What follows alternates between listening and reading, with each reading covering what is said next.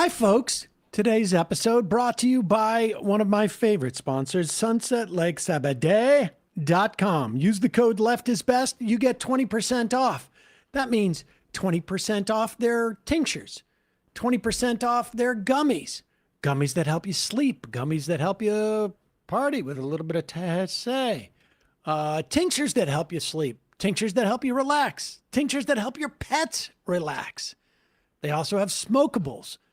They have keef and flowers and pre-rolls. They have Sebede coffee, a great farm roast coffee. They have Sebede fudge. They have salves and balms. The other day, oh yes, I forgot.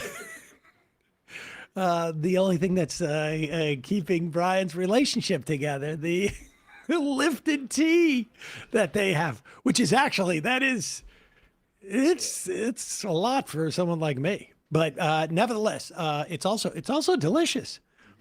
The salves they have, Saul the other day had like a sprained ankle. I got a little Sebede and lidocaine on there. That helped.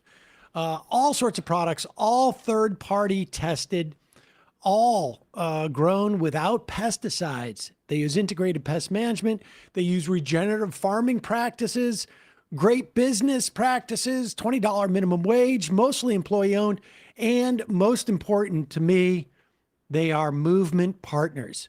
These guys have donated tens of thousands of dollars to things like strike relief funds and Planned Parenthood, carceral reform, refugee resettlement.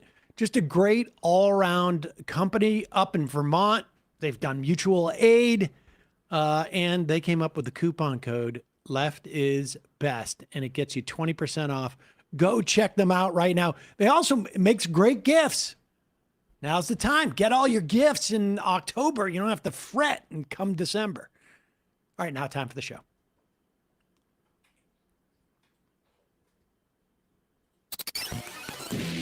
The Majority Report with Sam Seder, where every day's Casual Friday.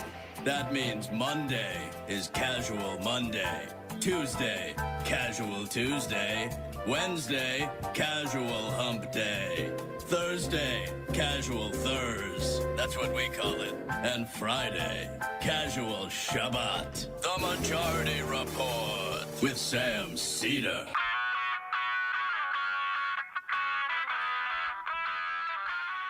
It is Friday, October 10th, 2025. My name is Sam Seder. This is the 5-time award-winning Majority Report.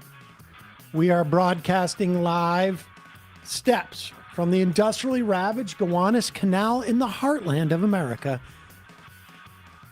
downtown Brooklyn, USA. On the program today, executive editor of the American Progress, David Dayen. Wait, what did I just say? The American Prospect. Sorry. And host of Organized Money podcast and the Prospect Weekly Roundup. We're going to be simulcasting with them today. Then later in studio, comedian, host of the Bitchuation Room, Francesca Fiorentini, be live in studio. Also on the program today, Israel claims ceasefire has taken effect. Some indication that's the case. U.S. supposedly sending 200 troops to monitor. Meanwhile, in New York, Letitia James indicted in the latest corrupt Trump DOJ saga. It is day 10 of the shutdown as airports become DHS propaganda sites and also half closed. Speaking of the DHS, a key Trump DHS official, the nominee to head the special counsel office in the DOJ, implicated in sexual harassment of a lower-ranking colleague. Federal judge temporarily blocks troop deployment in Chicago. 2 Trump judges on a 3-judge panel seem open to sending federal troops into Portland. Trump regime cancels the largest solar project in Nevada. U.S. bails out Argentina with $20 billion because America first. No, I'm sorry. Saving the fortunes of Scott Bessant's hedge fund buddies first. Trump regime to deploy counter-terror apparatus against groups like Act Blue and Indivisible. Republicans in Senate block a bipartisan war powers resolution to stop Trump from blowing up civilians in boats in the Caribbean Sea. And despite Graham Planter's momentum, Chuck Schumer has pushed 77-year-old Janet Mills into the race. I'm sorry, has wheeled 77-year-old Janet Mills into the Senate race in Maine. All this and more on today's Majority Report. Welcome, ladies and gentlemen. Emma Vigeland out today. She will miss all the fun. We've got a lot to get to. We will continue to monitor what's going on with the ceasefire. Just a little bit of house cleaning. It looks like now we will be off, as is the custom on Indigenous Peoples Day. We're going to run an interview. One of the most, it's a little bit Sam Seder coded in terms of like why it's one of the most interesting interviews for me. Is a lawyer who has worked on a lot of Indigenous cases, and essentially he outlines the history of a papal edict that is embedded in U.S. law, which essentially allows the United States as a government to run roughshod over Indigenous people in this country.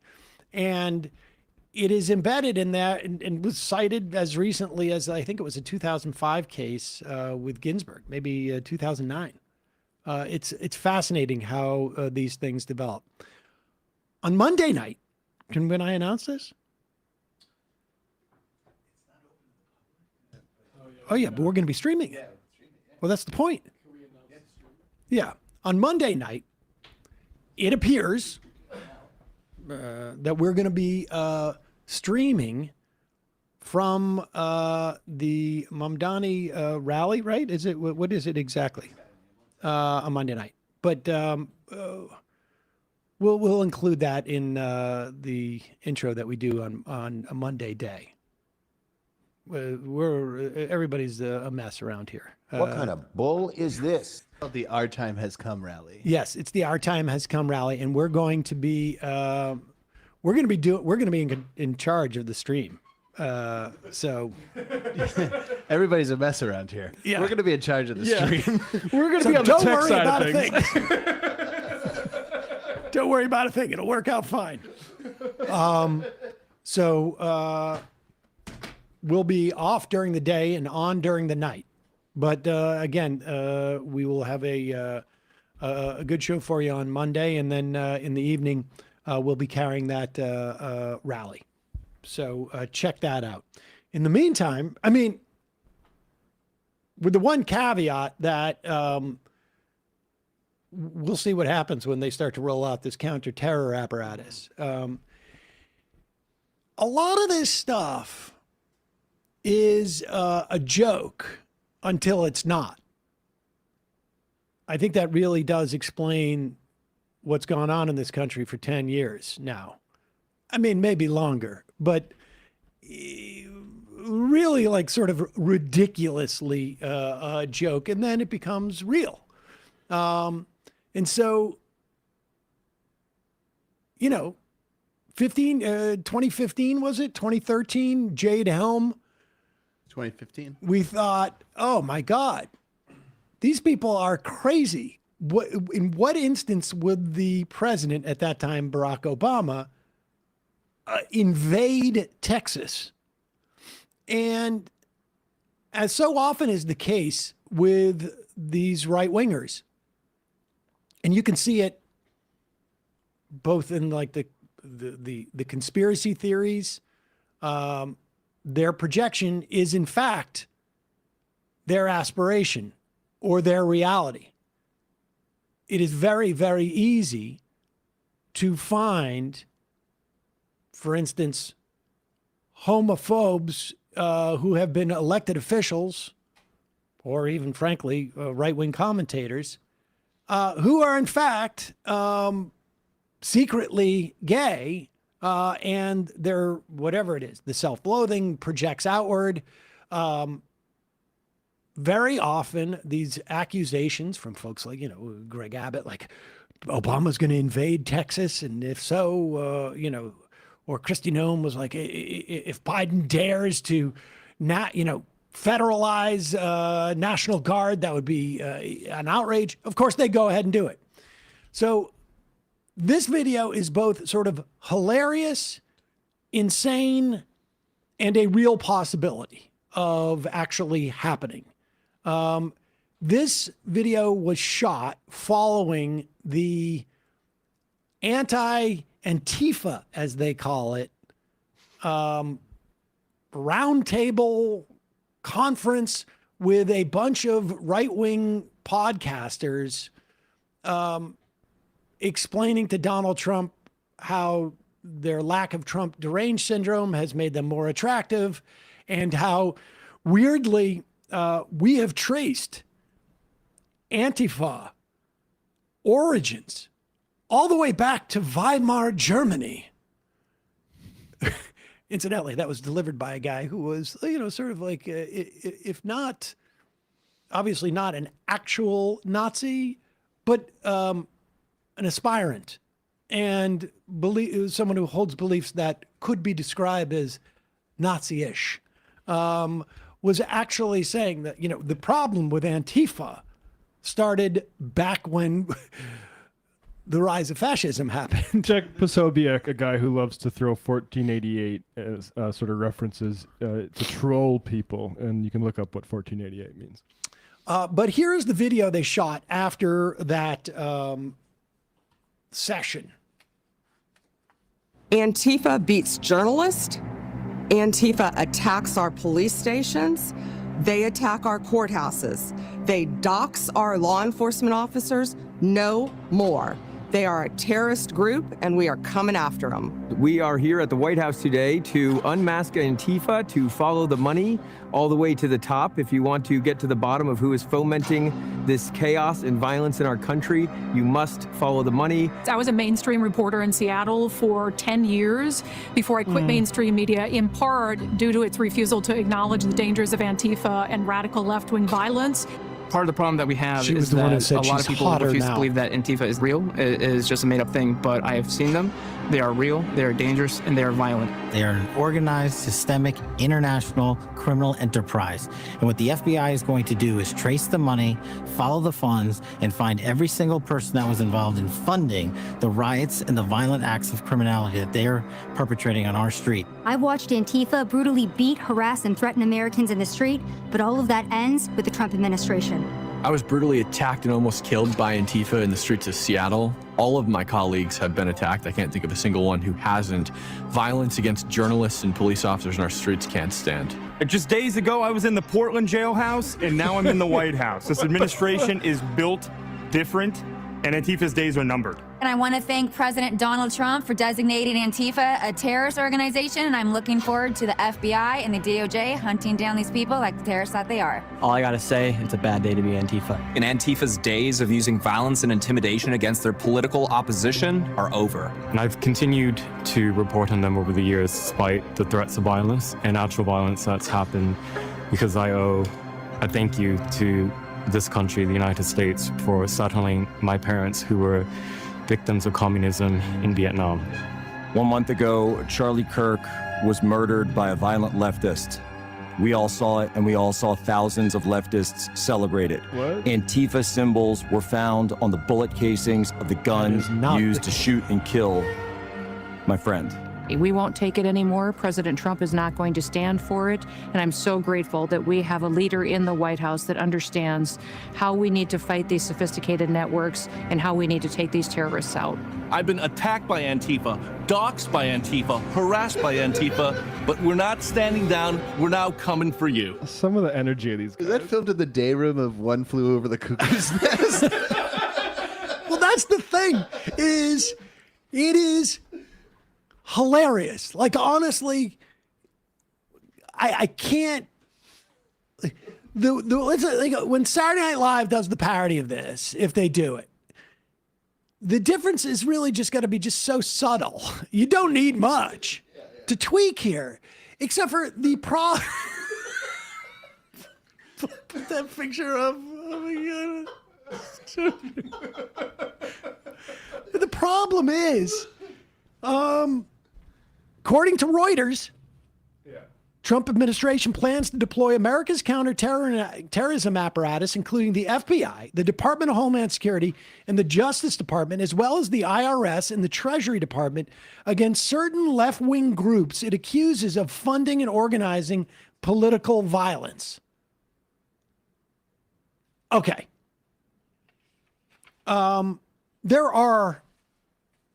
These things don't exist. So they're going to go and find it. Reuters spoke to 3 White House officials, 4 Department of Homeland Security officials, 1 Justice Department official to produce the first comprehensive account of how decisions are being made, forces deployed, and operations coordinated in the crackdown. Stephen Miller, of course, is deeply involved in reviewing the agency's investigations. Trump administration has released some examples of what alleges are left-wing violence, but it provided little evidence of a coordinated effort. Left-wing organizations have fueled violent riots, organized attacks against law enforcement officers, coordinated illegal doxing campaigns, arranged drop points for weapons and riot materials, and more. Like, what? They're going to focus on domestic terrorists whose common ideologies include anti-Americanism, anti-capitalism, and anti-Christianity. Guilty. September 25th, Trump, when pressed by Reuters, Trump mentioned George Soros, Reid Hoffman. In response to a separate request, White House highlighted 7 political protests in 2023 and 2025 that included acts of violence directed against law enforcement officials and 2 incidences of vandalism at a Tesla dealership this year, as well as a half a dozen social media posts celebrating the damage. I think we had a host of the Tesla Stop Tesla thing. Now, yeah, they weren't involved in any type of violent acts against Tesla, but they protested. Vast majority of those protests were peaceful. The White House gave a list, stressed they were not necessarily potential targets. The list includes Soros's Open Society Foundations, Act Blue, which is a funding mechanism for the Democratic Party, Indivisible, which is a grassroots coalition that does protests and letter writing, etc. The Coalition for Humane Immigrant Rights. The goal is to destabilize Soros's network, a 3rd White House official said. Wait, what? By labeling it a terrorist organization. Other groups on the list include 2 Jewish nonprofits that oppose Israel's war in Gaza, Reuters words, not mine, if not now, and Jewish Voice for Peace. Jesus. Potential tools to defund or shut down these groups include IRS investigations to strip them of tax-exempt status, criminal probes by the DOJ and the FBI, surveillance by federal law enforcement agencies, the use of RICO statutes, typically used for organized crime, and financial investigations under anti-terror laws.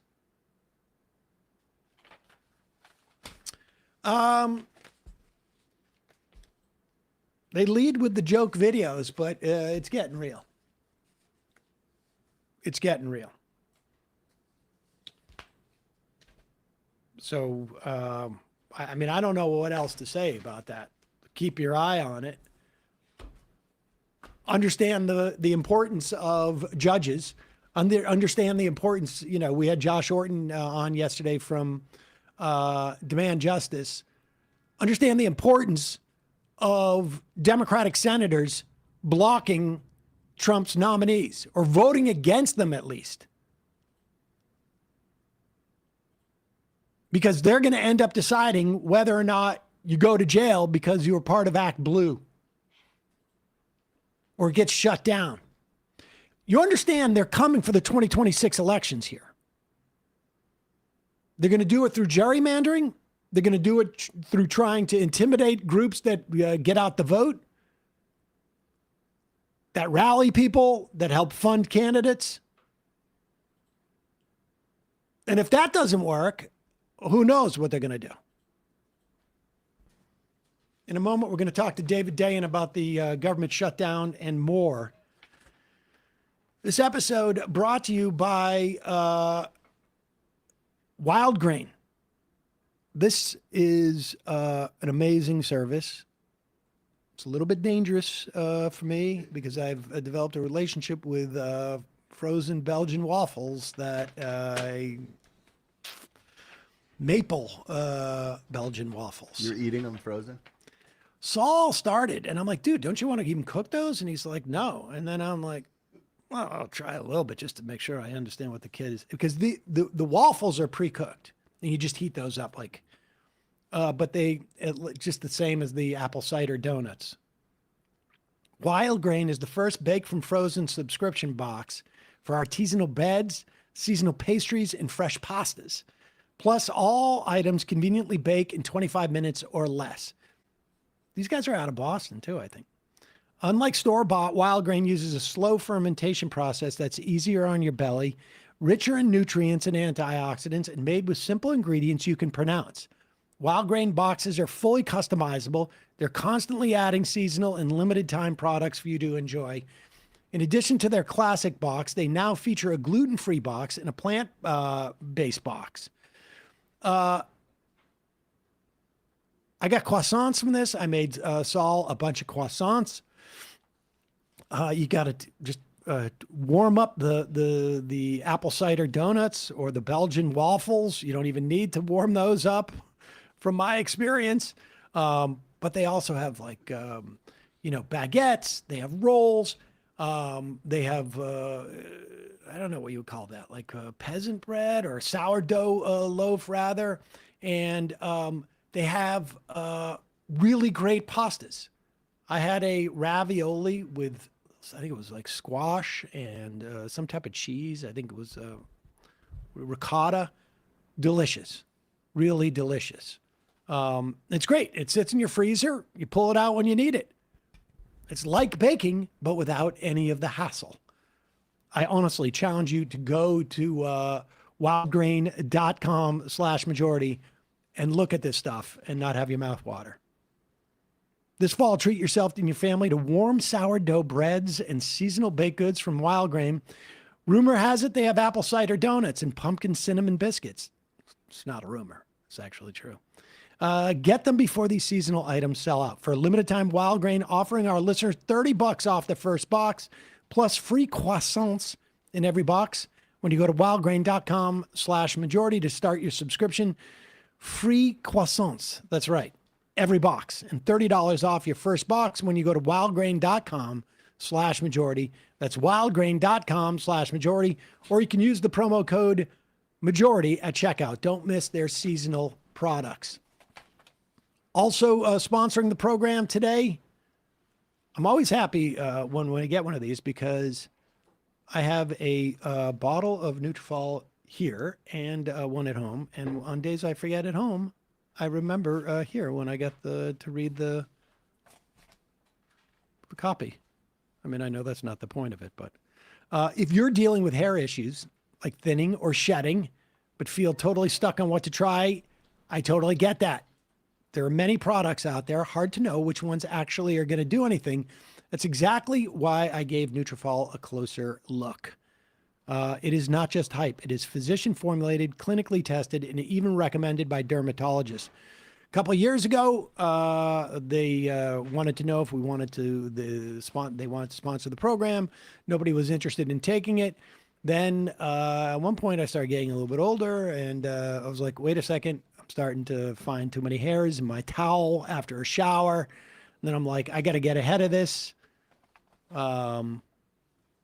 You know, there's not many things I got going for me. So I needed to keep the hair. And I've been taking it now for over a year and it's working. Nutrafol is the #1 dermatologist recommended hair growth supplement brand. It is trusted by over 1.5 million people, including myself. You can feel great about what you put in your body because Nutrafol hair growth supplements are backed by peer-reviewed studies and NSF content certified. That's the gold party and third-party certification for supplements. And most supplements, they rely on ingredient studies. Nutrafol clinically tests their final formulations to ensure their efficacy using a variety of hair measurement tools, hair counts, pull tests. That assesses the growth, the quality, the shedding, the texture, etc. Adding Nutrafol to your daily routine is super simple because they'll send it to you. You see thicker, stronger, faster growing hair with less shedding in just 3 to 6 months when Nutrafol for a limited time. Nutrafol offering you $10 off your first month subscription. Free shipping when you go to Nutrafol.com. Enter the promo code TMR10. Find out why Nutrafol is the best-selling hair growth supplement brand at Nutrafol.com.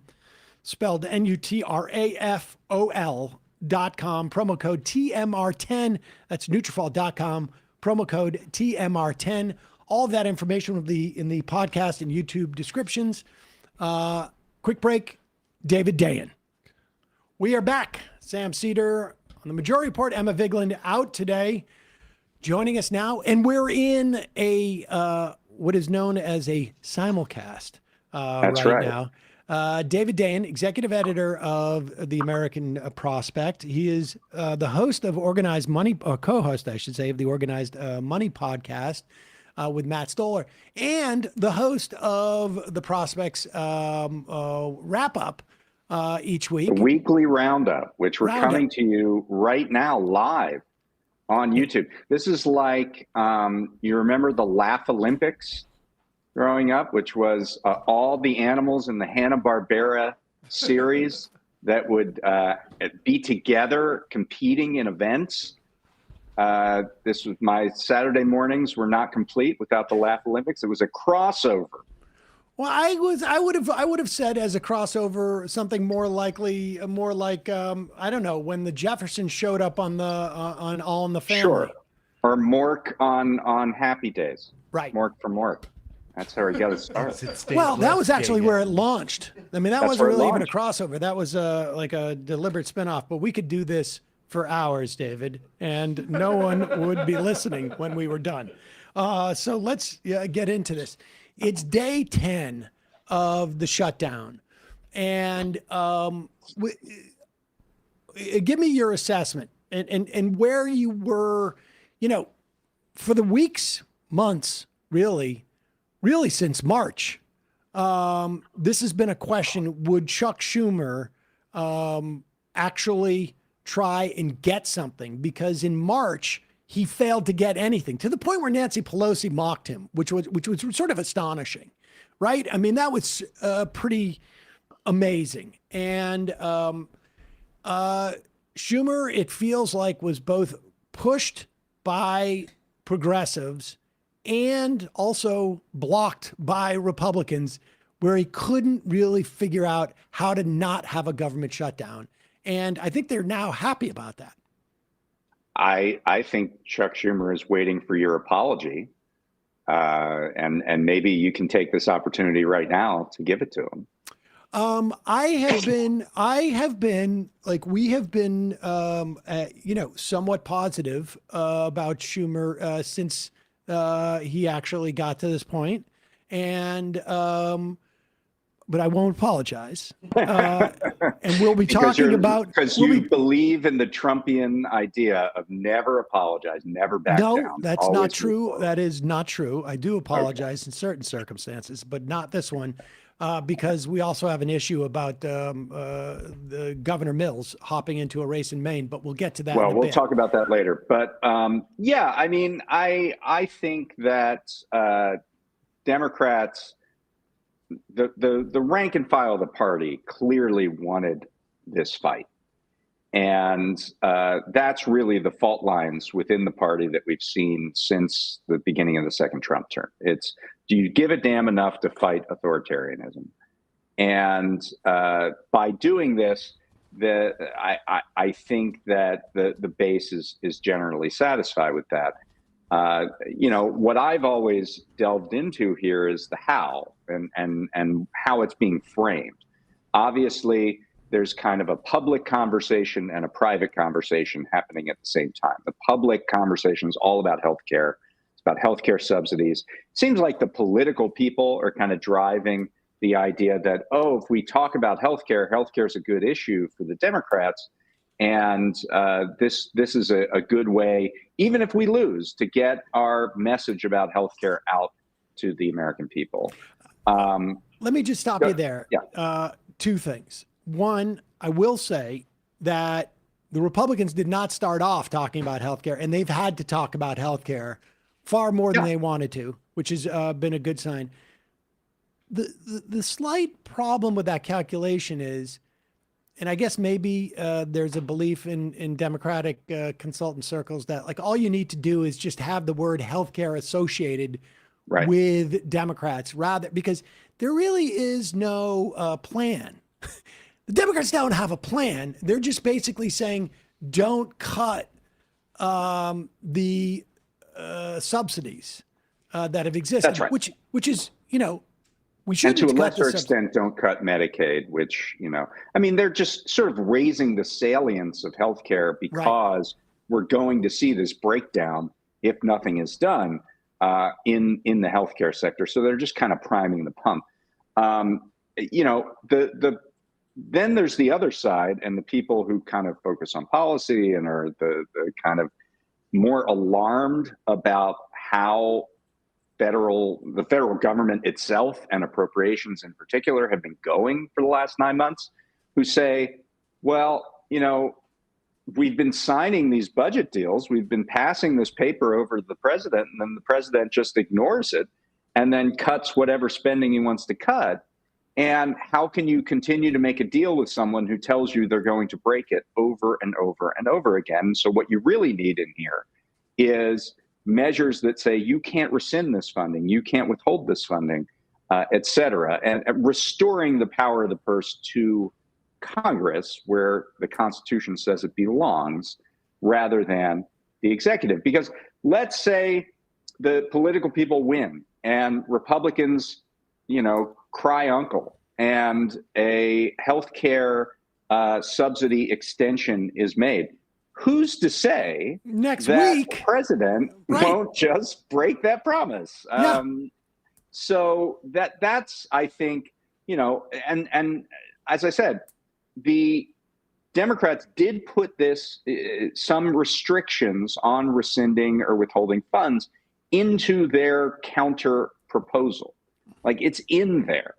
But it hasn't been part of the public conversation, which makes it very easy to drop out in the final deal, right? So, you know, that's kind of my fear, is that where this is going to end is Republicans are going to say, okay, we'll give you a guaranteed vote on extending these subsidies. And Democrats say, see, we won. And then who knows how that vote goes. This is why I'm not going to apologize to your buddy Chuck Schumer, okay? Because it has been so clear, the level of desperation for him to give the Republicans what they already want, essentially. Because in 21 days, October has 31. In 21 days or so, we're going to start to move into the open enrollment period. And people are going to actually have the moment where they look at their bill and go, holy shit. This They're bill already has, having that moment. okay. I mean, those things get sent before the open enrollment period begins. It says, hey, open enrollment period begins. If you want to keep your coverage, this is how much it's going to cost. And that sticker shock is going to roll out literally in days. Like those things are in the mail right now. And so the leverage, and so Republicans wanted to avoid this, and the leverage is there with the Democrats because they have been, announcing their predicate to extend these things. It seems to me that there should be at least some introduction of the idea. The problem is we can't trust the president to follow through. So we need guarantees, and they can get this rescission language in there via the extensions. So and there are definitely Republicans who would welcome that, by the way. I mean, there are Republicans on the appropriations committees who they don't want their, what they do all day, basically just, contravened by the president. They're happy to silently go along with that. They're not happy necessarily to publicly go along with it. But I think if you take that out of the equation and all you're doing is relieving Republicans of the consequences of their own actions before the election, which would provide the ultimate check on that, then you're just trading something Republicans want for something Republicans need. Yes. And let me ask you this. I want to just go back to March for a moment. Matt did an interview with the president of the AFGE local in representing the EPA in Texas. EPA employees, I should say, in Texas. And his attitude was like, this should have happened in March because we have lost so many employees to the essentially rescission. I mean, there's really no other way to, describe it. This should have happened in March. And from your perspective, does what we've seen, at least at this point, vindicate those of us who were saying in March, we got to do this now because Trump is going to roll through this. And I think you've called it in pieces, a rolling government shutdown. And that's what we have been observing. But you and I do this professionally. Your average person just all of a sudden says, like, why does my VA services coming late? Why are, they're not going to notice that their water's not as clean as it was or that there's more dumping going on. This is all stuff that has like an impact 4 or 5 years down the road. And I think what's interesting is that you're seeing the president, even though he's saying in public the Democrats are responsible for this shutdown. So he should be happy to have, these consumer-facing services turn bad if the Democrats are going to be blamed. But what they're doing in private is making sure nobody knows that there's a shutdown going on. So there was going to be a lapse of the Women, Infant, and Children's program. That's a nutrition program. They found a bunch of money for that. There was going to be a lapse of the Essential Air Service program. That's the program that keeps rural and small airports alive and allows commercial aviation into those cities. They found money for that. They did not shut down parks, national parks. There are all a host of ways where there is this Trump kind of threatening to do things that would cut benefits or cut services and then not doing it, number one. And then, he's also threatened all these mass layoffs. Like from the very beginning, there's been that threat. And then that's been delayed and deferred and delayed and deferred. So there is a disinterest in letting people know there's a shutdown. The problem is it's not only up to Trump. So we have seen massive delays at airports because air traffic controllers have a lot of power in a shutdown. Well, all right, They're I want to get to the air traffic because it's always comes down to the airports, it seems, with these things. But before we get there, Trump yesterday said, I'm going to start cutting Democratic programs, the ones that the Democrats love. And what has he would already those be? done for the last 9 What months? would those be? Like, no more studying the spotted owl. I mean, any programs that Democrats have promoted and have instituted, their benefits accrue to red state voters as much, if not probably significantly more, than blue state voters. Yeah, of course. And I think the larger point is that he's been doing that for 9 months, and it's terribly unpopular. And a lot of the firings that have taken place, he's had to rehire people. Yeah. You know, Doge 1.0 was really unpopular. So instituting Doge 2.0, as they tried to do at the first couple days of this thing, was just as unpopular, and it made people blame Republicans and Trump for the shutdown. So they've stopped doing that. So these threats are very empty. They're very idle. And that is why Democrats are generally doing a decent job on the politics. I just don't know what the policy endgame is going to be. Right, and that's going to trip up the politics at one point. All right, let's turn to the airports because this seems to be the nexus. I want to play a clip that is now running at TSA stations. Essentially, when you go into security, and the lines are longer these days, particularly right now. This is what you see. Hi, I'm Christine Ohm, the United States Secretary of Homeland Security. It is TSA's top priority to make sure that you have the most pleasant and efficient airport experience as possible while we keep you safe.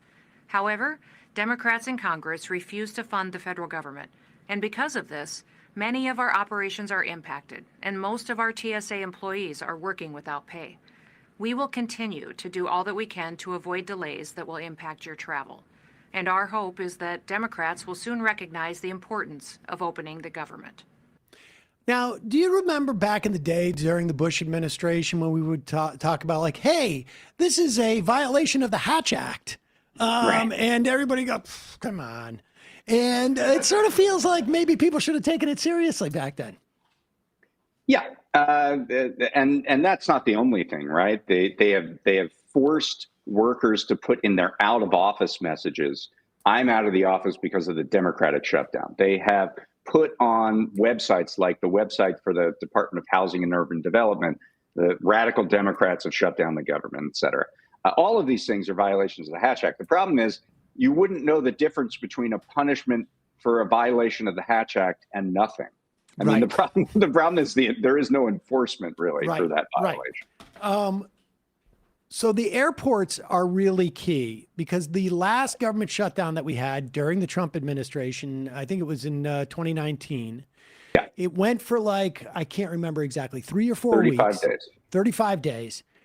And when it really started when it turned was when the flight attendants union started to say, hey, there's a problem. It's not safe anymore on these flights because of what's happening with the air traffic controllers. People aren't getting paid.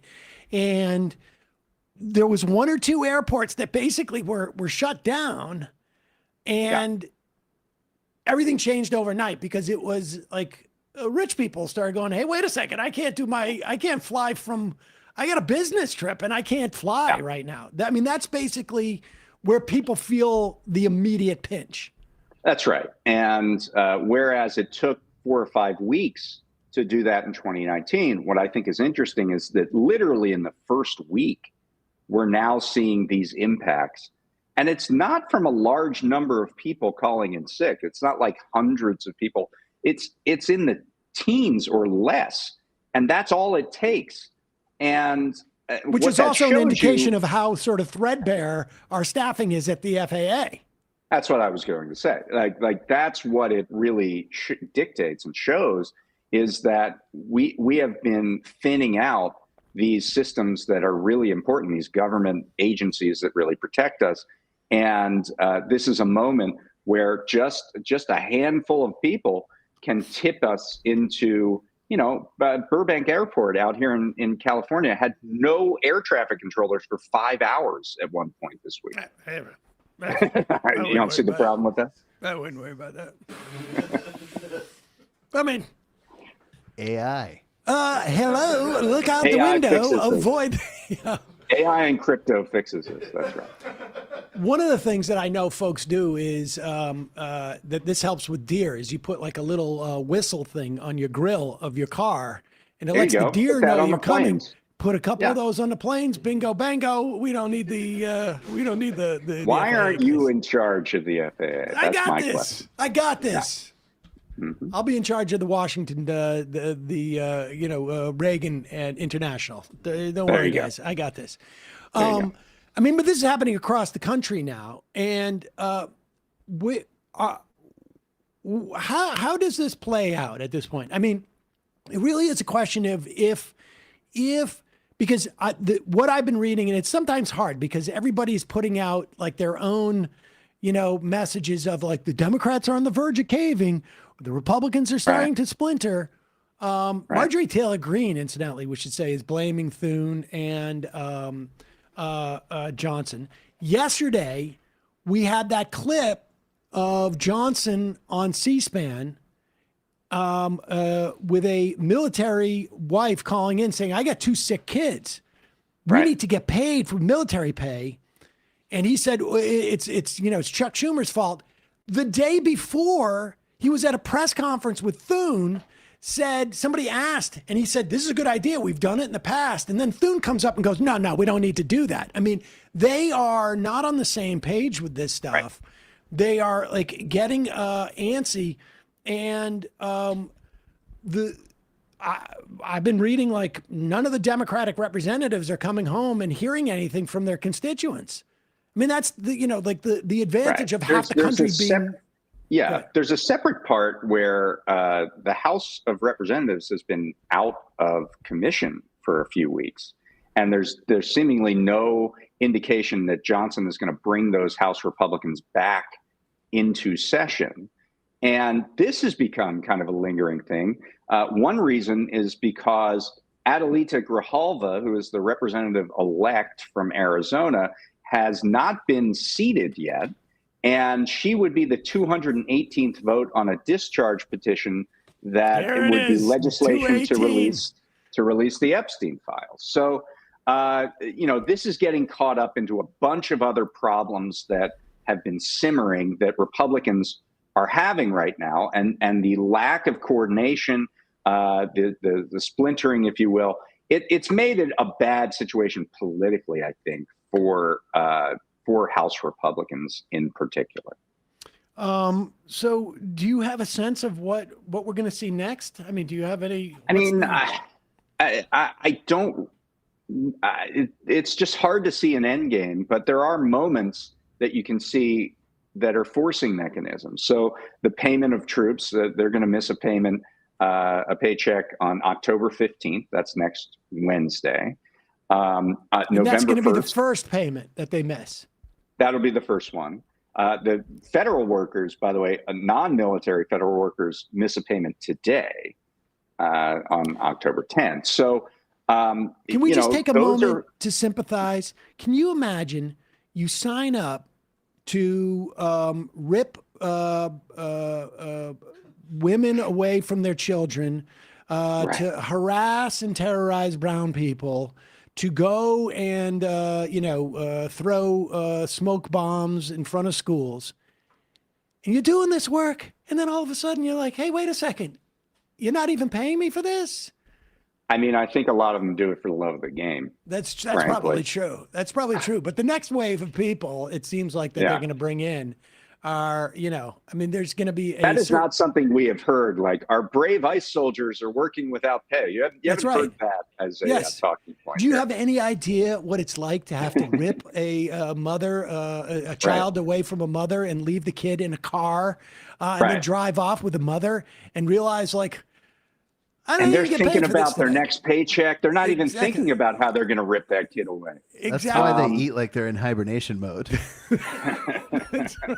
Right. They're storing up for this shutdown period. Yeah. there was like a bunch of rejects from a DeBear sketch. Those guys, National Guard troops in Illinois. What did someone call them? They were like Meal Team 6. Meal Team 6. That's right. Yeah, Meal Team 6. We're like Meal 6 team. Yeah. But anyway, that's a forcing mechanism, and the open enrollment period is another forcing mechanism when it will be undeniable that these rates are going crazy and haywire. It would be, it seems to me, negotiating, deal-making malpractice for the Democrats to do anything over the next 2 or 3 weeks. Like, just you want them to get to that point on November 1st when people log in to sign up for healthcare and see those numbers. You think that has to happen? I think that they have already successfully, to their credit, associated their protecting healthcare from Republicans. They will get the political value of people realizing that Republicans do not care about this.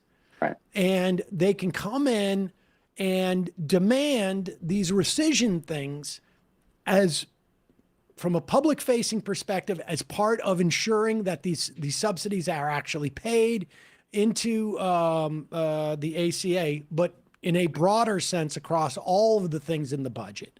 And at the very least, stop the hemorrhaging of our government by fiat. And I think that seems to me to be a really important thing that happens. I'm going to tell you another potential forcing event. As you know, next Saturday, there are going to be this second wave of No Kings protests. I think we've got some folks on next week about it. Yeah. The country. And what I'm hearing is the expectation is that this is going to be bigger than the first one. And the first one had something like 3 or 4 million people across the country out in the street. I went to one out in Long Island. I think it was during Emma's wedding. And I was shocked. I was shocked by the number of people. So the expectation is this is going to be even bigger. And so now it's happening in the midst of this shutdown, and it has the potential to move people in a certain direction. But of course, these are going to be seen as, in the current context of sending National Guard troops here and there, these are going to be seen as terrorist rallies or something like that. So here's Mike Johnson. Let's play this clip because Mike Johnson seems to be aware of this as well. And they're out here trying to sort of like recharacterize this, but I don't think it's going to work. Season because of this nonsense, and we're so angry about it. I mean, I'm a very patient guy, but I have had it with these people. They're playing games with real people's lives. The theory we have right now, they have a Hate America rally that's scheduled for October 18th on the National Mall. It's all the pro-Hamas wing and the Antifa people. They're all coming out. Some of the House Democrats are selling T-shirts for the event, and it's being told to us that they won't be able to reopen the government until after that rally because they can't face their rabid base. I mean, this is serious business hurting real people. And I'm beyond words. I can't believe they're actually doing this. Yeah, Mr. Speaker, you're talking. So there's Mike Johnson grinding his teeth over the idea of this No Kings rally. Of all those people coming out. Yeah, those people coming out, presumably coming out for the first time. And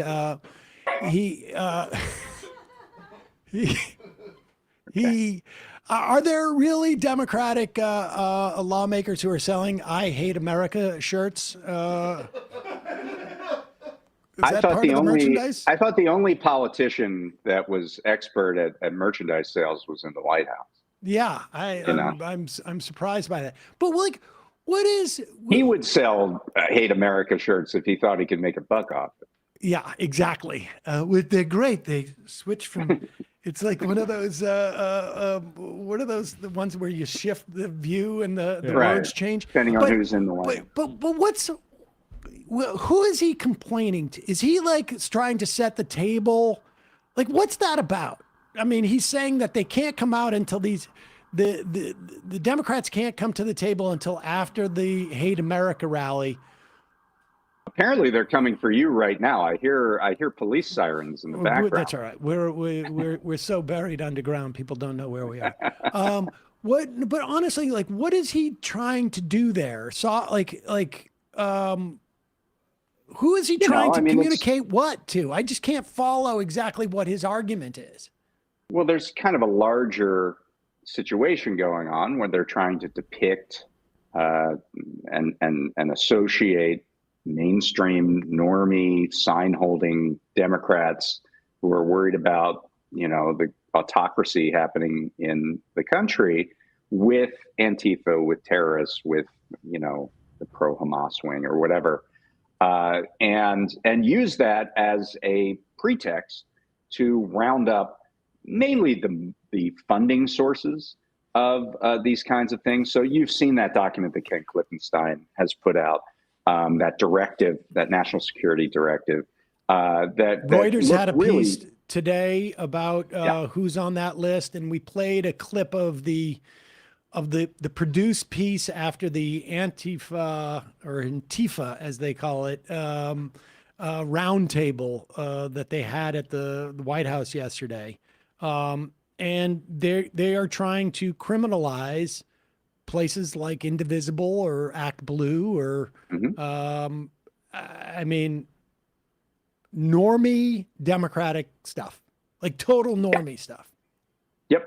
And so, the fact, and this King's rally was planned months ago, this October 18th set of dates. And they're trying to play that into their just sort of broader agenda to criminalize left politics and criminalize speaking out against Republican politics. Where have you heard any response from lawmakers about this? I mean, there have been some. It's growing a little bit stronger. There was almost seemed like a coordinated news blackout about this national security directive for a while. But Ro Khanna has talked about it. Even Alyssa Slotkin on the floor of the Senate mentioned this the other day during Senate speech. So I do think there's more of an awareness now, but it's incredibly dangerous. It's something we wrote about actually a year ago, that the fact that Democratic politics is so propped up by 501c3 nonprofit organizations that are funded largely by philanthropies, that if an enemy or a Republican government got in control of the IRS, they had a lot of ways that they could use to make life difficult, if not impossible, for these nonprofits and the philanthropic organizations who fund them. And they are What's the following alternative? What's the alternative is mass membership organizations like we saw, throughout the 1960s and beyond. The anti-war movement didn't have philanthropies that were funding them through nonprofits in the tax code. The civil rights movement didn't get their funding that way, and unions historically don't get their funding that way. Right. It's about mass membership organizations. That's the alternative. And what harms democratic and progressive success just as much, because they're funded by essentially rich people, rich philanthropies, is that it makes it harder to do certain things that rich people don't want you to do. Like, I don't know, run an oyster farmer in Maine for the Senate without. Right. I'm talking about policy, wealth taxes, and yes, but this is all part of a whole, right? If the entire mechanism. Let's talk about that. Yeah. If the entire mechanism is reliant on big. Look, this goes back to Air America days. Among the different issues we had, the funding came from people who had no idea what they were doing. We hired a bunch of basically, throw off radio people, and despite that, the numbers were good. But the Democratic Alliance, which was the big funding mechanism back in the day, They were not interested. In part, I think probably they sensed a certain amount of incompetence, but broadly speaking, the big money donors don't want to give to populist movement apparatus, and radio is very much a populist medium. It is, and I think that has been the dilemma on the left in terms of like competing, at least in the media space. Well, they're going to make the next Joe Rogan, the liberal Rogan, any minute now. I know that. I mean, we actually, like, you could see even in the whole chorus thing that the people they chose had to be, and regardless of whether people self-edited or any of this, you can see the people that they were funding stayed within certain parameters. And that is a function, obviously, I spend my money. I'm a wealthy guy. I don't want people attacking me or my ilk. Well, it's also, there's also an element of top-down control. I mean, regardless of what the agenda is, it's that we have an agenda and you can't say anything that deviates from it. So if you're going to talk about Gaza, that's a problem for us because we're conflicted on that issue.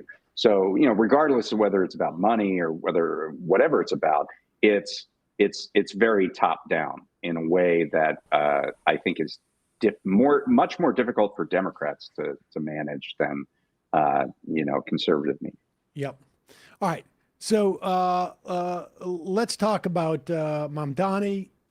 We are 3 weeks out from the election now, and change. And in Maine, was it Janet Mills has just said that she's going to jump in the race? Yeah, it sounds like she's going to get in on Tuesday. Janet Mills is the two-term governor of Maine, and before that, she was either Attorney General or Secretary of State. She had a statewide office. She has been in Democratic politics and has been an elected official as long as Graham Plattner has been alive. So she is going to be 77. I believe, will she's 77 now. She would be 78 or 9 as a first-term senator, as a freshman senator for her 6-year term. She would be 78.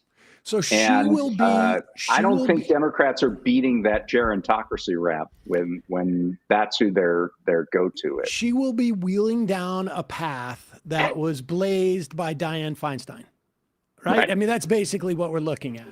It doesn't. She was Attorney General of Maine, by the way. My crack producer told me that. And she turns 78 at the end of the year, December 30th. It feels like she was 79 before getting into office. Sorry, go ahead. Plattner has solidified things a lot more than they would have hoped. Let's put it that way. At this point, I mean, that's the way it feels from here. Now, Here's something that's important, by the way. So Plattner has solidified things. I agree with that, but there are other people in the race. And in a normal situation where you have a Democratic primary and you have a two-term governor, a sitting governor, come into the race, and there are 3 or 4 other people in the race, then you would say the field is split, and clearly the sitting governor is going to get X amount of the vote, and so she would have a very good chance to win. However, much like the New York City Democratic primary, the Maine Senate primary on the Democratic side is ranked choice voting. And so it doesn't matter how fractured the field is, because it will eventually get to a one-on-one situation with an instant runoff. Oh, I did not know that. Yeah. I didn't know that they could do that for federal. I guess it's the primary.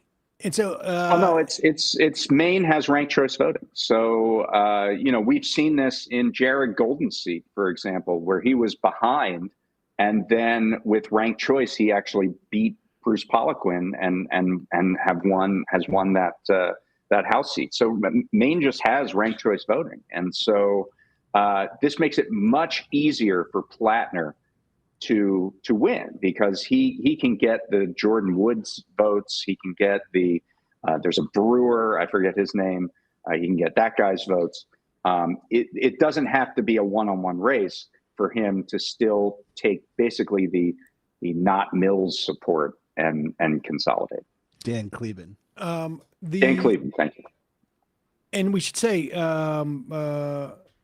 Golden has also gotten a challenger. I don't know. Yeah, that's a former Secretary of State named Matt Dunlap.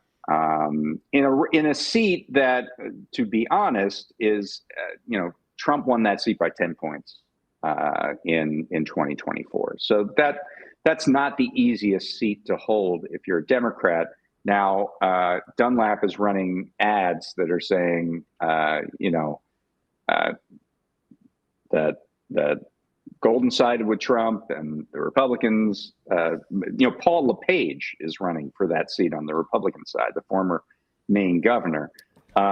So he's running. The story I remember about LePage is that his own attorney had to intercede when LePage was taking meetings with people who were convincing him that he could legally assassinate the leader of the Maine legislature because according to sort of like some sovereign citizen theory, if they got a sheriff to do it or something like that, and the lawyer had to come in and say, Governor, you should not be meeting with these people. So he's a mini Trump. And so Dunlap is running, like his first ad is anti-Golden, anti-LePage. But in that district, there's probably a lot of pro-Trump people out there. And even still, it's very rural district. And so that's an interesting thing. And I think the DCCC is definitely going to come to Golden's aid and spend a lot of money to try to stop Dunlap from getting a toehold. The Plattner race is much more interesting because, as you said, they did not expect this wildfire. There are Democratic senators who are very intrigued with Plattner. There's people who have come out. I mean, and not just Bernie. No, not just Bernie. From New Mexico. Martin Heinrich from New Mexico said he gave money to Plattner. Chris Murphy has said some things. White House has said some things. Warren has said some things. I think there's a lot of discontent with Schumer and Kirsten Gillibrand, the head of the DSCC, for being so persistent in trying to get Janet Mills, who will be 79 before being sworn in to the Senate in her first term, into the race. Can you ever remember a time where there has been 6 senators willing to come out and publicly support a candidate in a seat where the DSCC is supporting a different candidate? It's definitely unusual. And I think it's a sign of the times that we're in. And there's sort of 2 ways to think about politics. So there's the Schumer-Gillibrand way is, this is a proven winner. She's won statewide before. She can do it again. And that's the end of the story, right? And then there's the other theory of politics, which is, in the current media environment, in the current way in which politics is practiced, if you have someone who is an authentic voice that can really communicate, that's more important than all of these other things. And if you have someone who has a brand of being an outsider, that's more important. He's earning a lot of money. I mean, I think he raised $4 million in the last quarter. So money isn't an issue, but this whole idea of experience and trust, and it's obviously not unimportant, but authenticity and the ability to go viral and the ability to speak your values is much more important than maybe it has been in the past. If you follow the first theory, why wouldn't you bring Joe Biden back to run against Trump, to run in 2028? I mean, He's been experienced. He's won before. He's certainly Biden won Maine, so why not? Why doesn't he go out for Maine governor? Right? How much is like if Plattner wins, and if Mamdani wins, like how much does this begin to really change Democratic politics? I mean, I'm starting to talk to people. It's interesting. You know, around this time, I always get a lot of requests to talk to new candidates coming in. And I think this cycle has been different. And it's different specifically because you're seeing a lot of people use this Mamdani blueprint. And it's even changed how the major party committee, not the Senate side, but on the House side, I have seen DCCC backed candidates who are endorsed by Bernie Sanders, who are speaking this language of laser focus on affordability and economic populism in ways that I haven't seen in previous years. And we're also seeing just a lot more primary challenges than we've ever seen before in what is a very top-down Democratic Party. I mean, I don't know the exact numbers, and it's hard to pinpoint, but there are a lot of viable Democratic challengers out there. And a lot of it is age-based, but a lot of it is also based on these people aren't practicing the kind of politics that matter and make sense in the 21st century. This week, for example, Justin Pearson, one of the Tennessee Three, challenged Steve Cohen, who's he's a good Democratic mainstream candidate. Level Democrat, yeah. Right? But that's seen as not good enough anymore. And it'll be fascinating to see how successful these challengers are, because we've seen waves of challengers before, right? With AOC and others. But I think this is happening at a much broader level. This isn't just sort of the fringe Justice Dem squad kind of groups anymore. This seems broader to me. And I think a part of it is Mamdani. Part of it is also people became more sensitive to older politicians who might be from a different generation because of what we've just experienced. David Dayen, it is always a pleasure. I wanted to get to your story about how. Let's do it. I got till 1:30, man. Well, you got a couple more minutes? All right. Well, we got Francesca here, but we can bring her in a minute. Okay, let's talk about Francesca now. We can bring seat for Francesca, and we'll do that. But let's get into this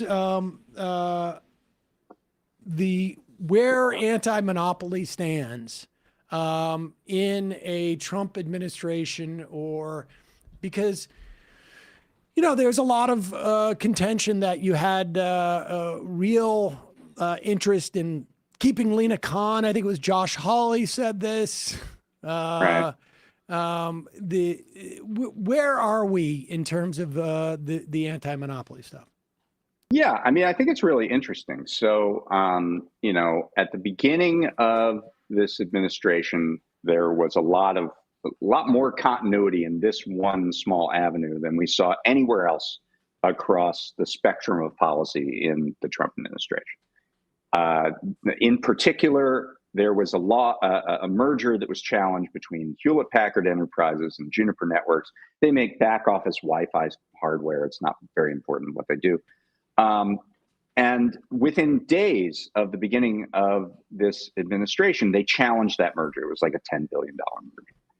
And the worm turned when, and this has been heavily reported, MAGA lobbyists appealed to Pam Bondi in her office to overrule the antitrust division and wave the merger through, which they did. And it was very clear that this was the way that antitrust is going to be practiced, with corruption, with individual lobbyists being paid large sums of money, millions of dollars, to go over the heads of the antitrust division. And incidentally, I'm no Matt Gaetz fan, but if you want to know why Matt Gaetz was one of the only nominees to crash beforehand, I would suggest this is why. Yeah, I mean, it's part of it. He was certainly, he calls himself a conservative, right? In the aftermath of this, because there's one very important thing. When you settle a merger challenge that has been filed by the Justice Department, because of a law back in the Nixon days, because Nixon was perverting antitrust because of money, basically, he was doing decisions because he was getting big piles of money from conglomerates. There's a thing called the Tunney Act, where a judge has to sign off on any settlement and prove that it's in the public interest. And the judge in this particular case between HPE and Juniper is a Biden appointee, former labor lawyer, who was very likely to scrutinize this case. So a few weeks ago, Chad Mizell, who was the chief of staff for Pam Bondi and was the ringleader, according to the reporting, of this, getting these lobbyists, listening to these lobbyists and overturning this, quit. He resigned after just 9 months on the job. And now we're starting to see a couple other, the FTC filed a case against Ticketmaster for basically allowing bots to buy up a bunch of tickets and sell them on their own secondary market site, on Ticketmaster's own site. There was another lawsuit against Zillow and Redfin for having this sort of weird non-compete agreement to basically trash competition. And so you're seeing the reaction to this pay-for-play deal, which was very big even in some of the Republican MAGA circles, because a couple of the antitrust division attorneys who got mad about this were fired. And then there was Roger Alford, who's one of them, spoke out at a conference. And so there's been a lot of attention paid to this. And in the aftermath, you see the pressure that's being placed. So Pam Bondi, in her insult comedy segment that she did at the Judiciary Committee this week, 4 senators asked her about antitrust, which is very rare for an attorney general to be asked about that. And, she bobbed and weaved and did her usual thing, but the pressure is on. And I think it's interesting that we're seeing these sort of embers around fighting corporate power not go away, despite the extreme corruption of the Trump administration. All right, let's bring in Francesca as I ask you. Well, I guess we won't write that at the moment. But why not? So, well, she's a diva, and it's difficult. It's a whole thing. So how, let me specifically, what is the implication for these embers to exist for something like Ellison buying Time Warner? I think it's a big deal, and it's not Time. It's Warner Brothers Discovery. So Warner Brothers Discovery, whatever. By the way, that was floated 3 weeks ago, and there was a lot of talk about it, and it hasn't happened yet. And there was a story in the New York Post this week that talked about how there are other bidders, that Ellison might have to come up with more money. I think it sort of played into, that was happening around the same time as the Kimmel thing happened. And, the heavy-handed approach here to sort of reorganize media is seen, I think, pretty negatively among the public. And so it's interesting that usually when you hear a merger announcement floated, it usually happens within like 2 days. Right. They don't like those things to just hang out there. Because in people this can case, take shots at it. Yeah. Yeah. And in this case, it was like 3 weeks ago when we heard about this potential Paramount Warner Brothers Discovery merger, and it hasn't been announced yet. And I think that's interesting. All right. Well, David, let me say goodbye to you because we have Francesca coming on. Fair enough. And but always a pleasure. Folks, I can't recommend The American Prospect more. It is always my first read of the day. And the work you do over there continues to be great. And I implore you to move the week roundup to a different time.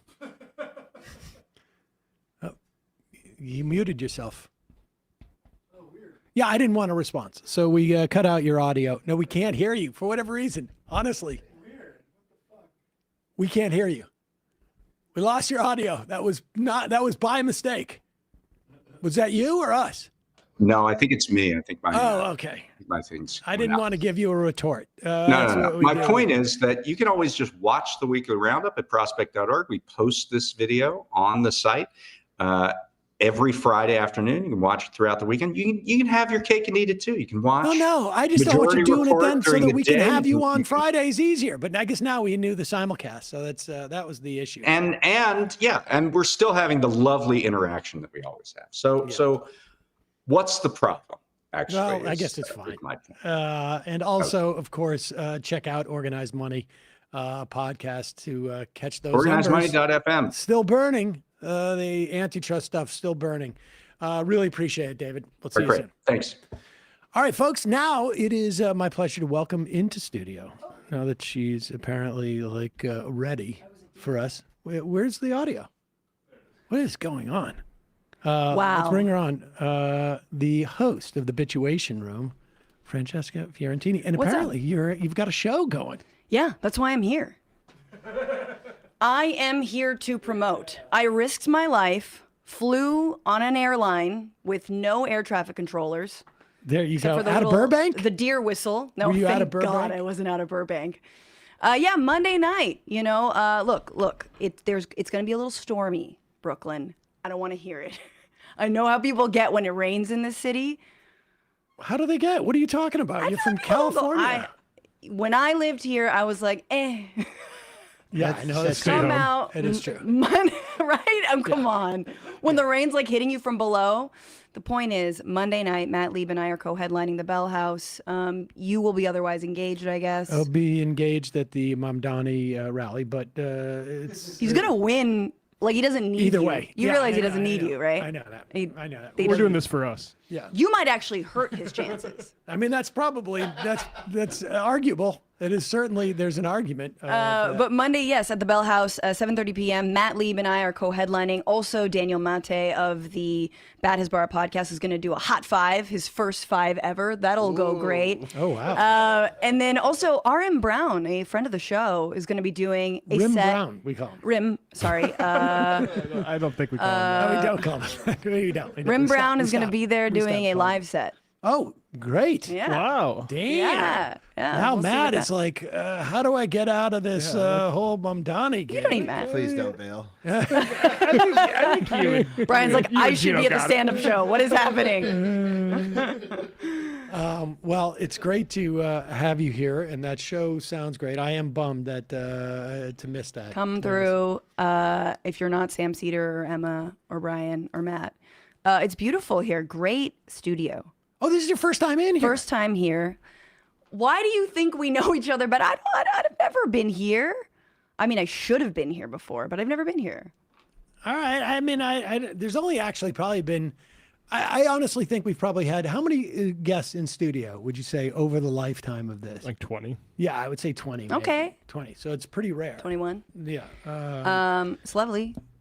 You got your YouTube plaques in the bathroom. I like that. Yeah, well, where they belong. You show them somewhere right next to my cracked. Right, like where when you sit down, you can watch them. See them. The one for $1 million wasn't put up until what was it? Jamal Bowman came in studio. No, who was it that was coming in? No, it was Maxwell Frost. Yes. All right.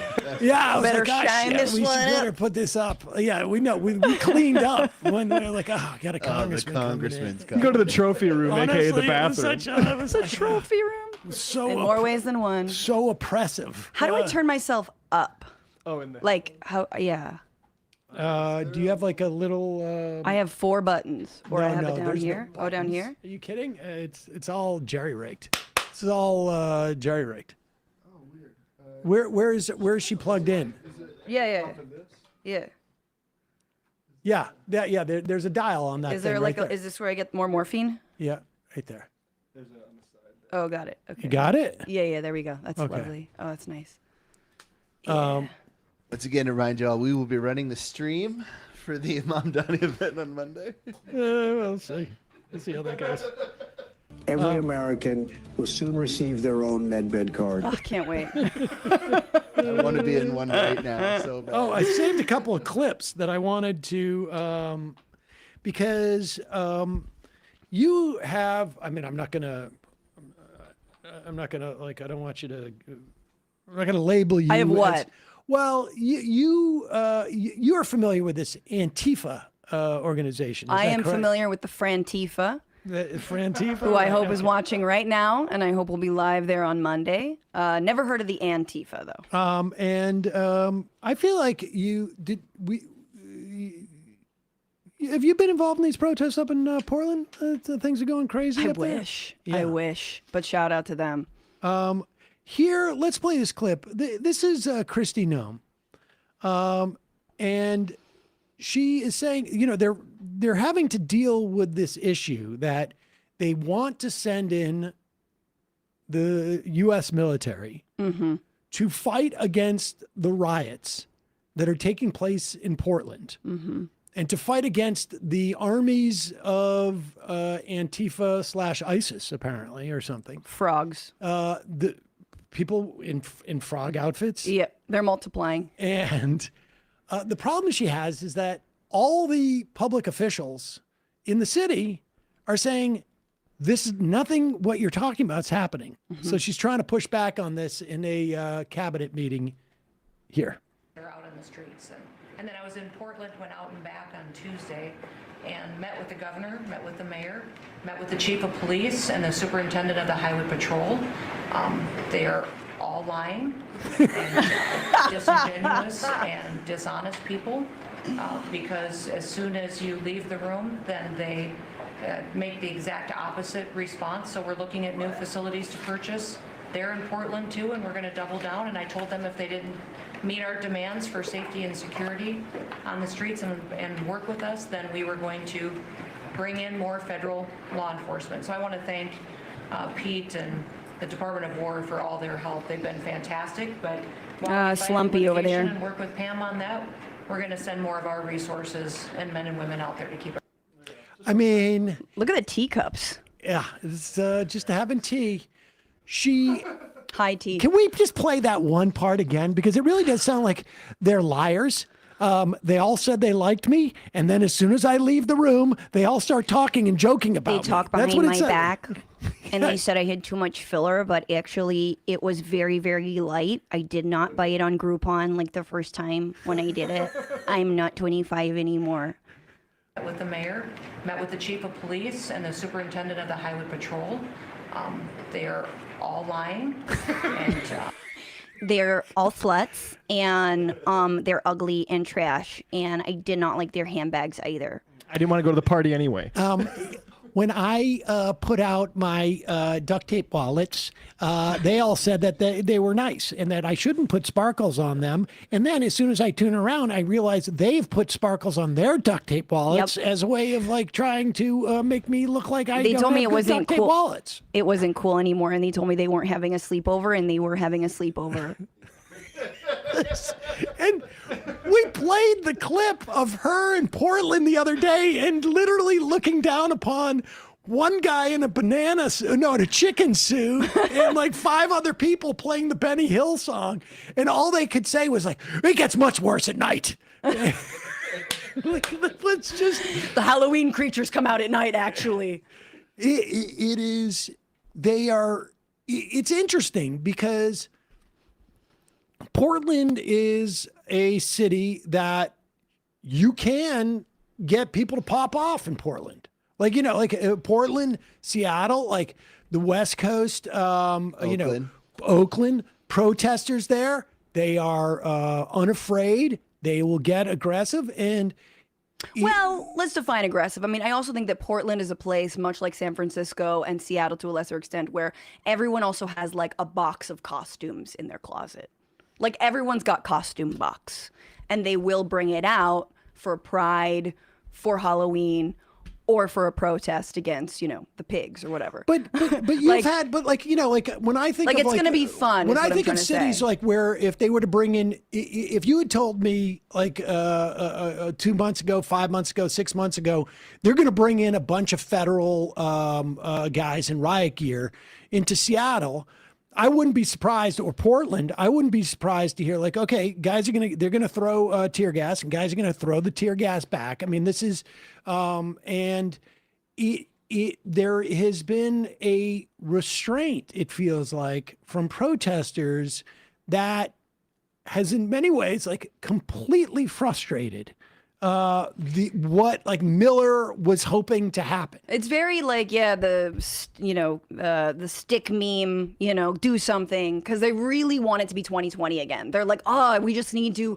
kill another unarmed black man, and make it really gruesome this time. Like they want to relive that. And mind you, they were in power during that moment. And it's kind of a preview of what we're living through now.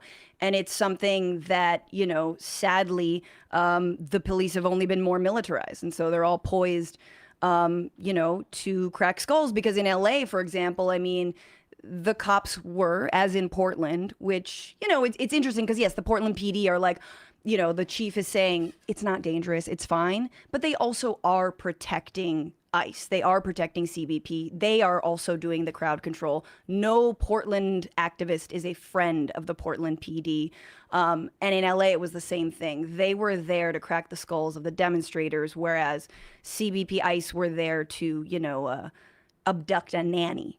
Right. So they are, it's a moment of what does a democratically run city do? In charge of the entire police force, and what can they do? I mean, in LA, it's basically nothing. Karen Bass had a moment that was literally by chance, which was painted as wow, she's really standing up. She wasn't really, it was by chance. And you got elected officials over there, the city council members are basically we're doing nonviolent direct action trainings. We don't know, but there is no world in which the police are actually going to protect protesters, protect them. No. Right? They are actually protecting ICE and CBP, even though, they're not letting them use the bathroom.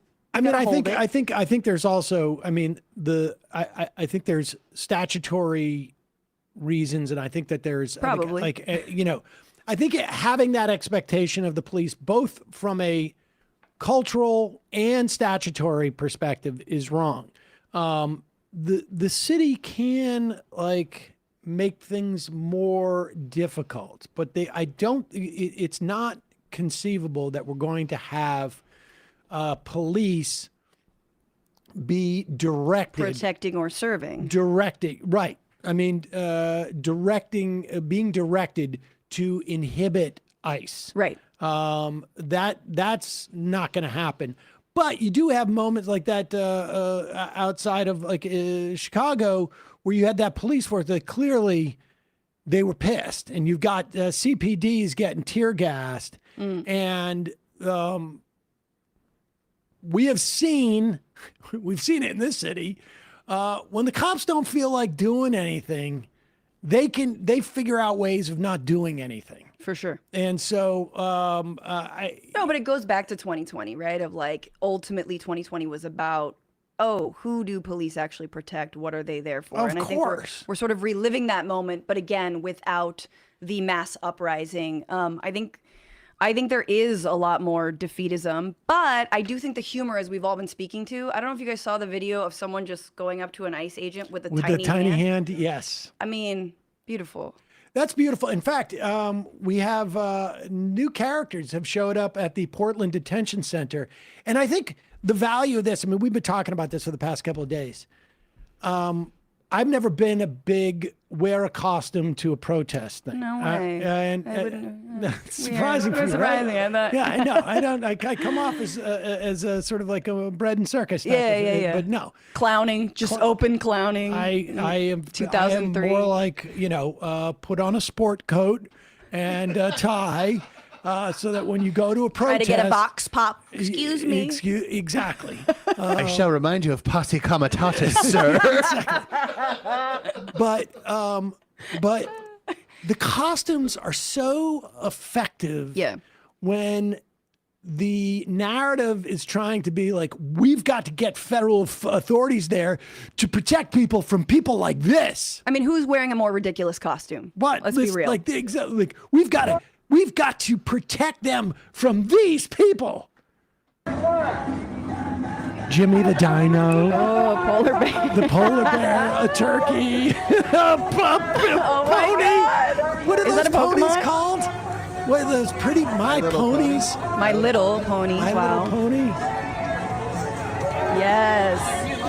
And I think especially as Nome is doing the whole Bukele, El Salvador model of sending in film crews with your cops to get propaganda. This, you can't show this then. Get out of my shot. I don't know if I can swear now. Cut! Get out of my shot. Katie Porter's going to come in. Cut! Can we Get out get of my the- shot.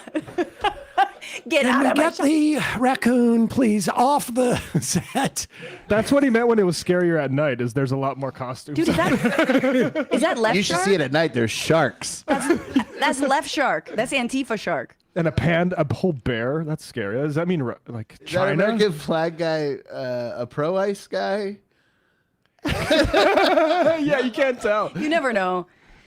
At this point, I think it's anti. Look, I'm telling you, Portland, let me know if I'm wrong. You had these costumes. You had them. You didn't even have to go buy them.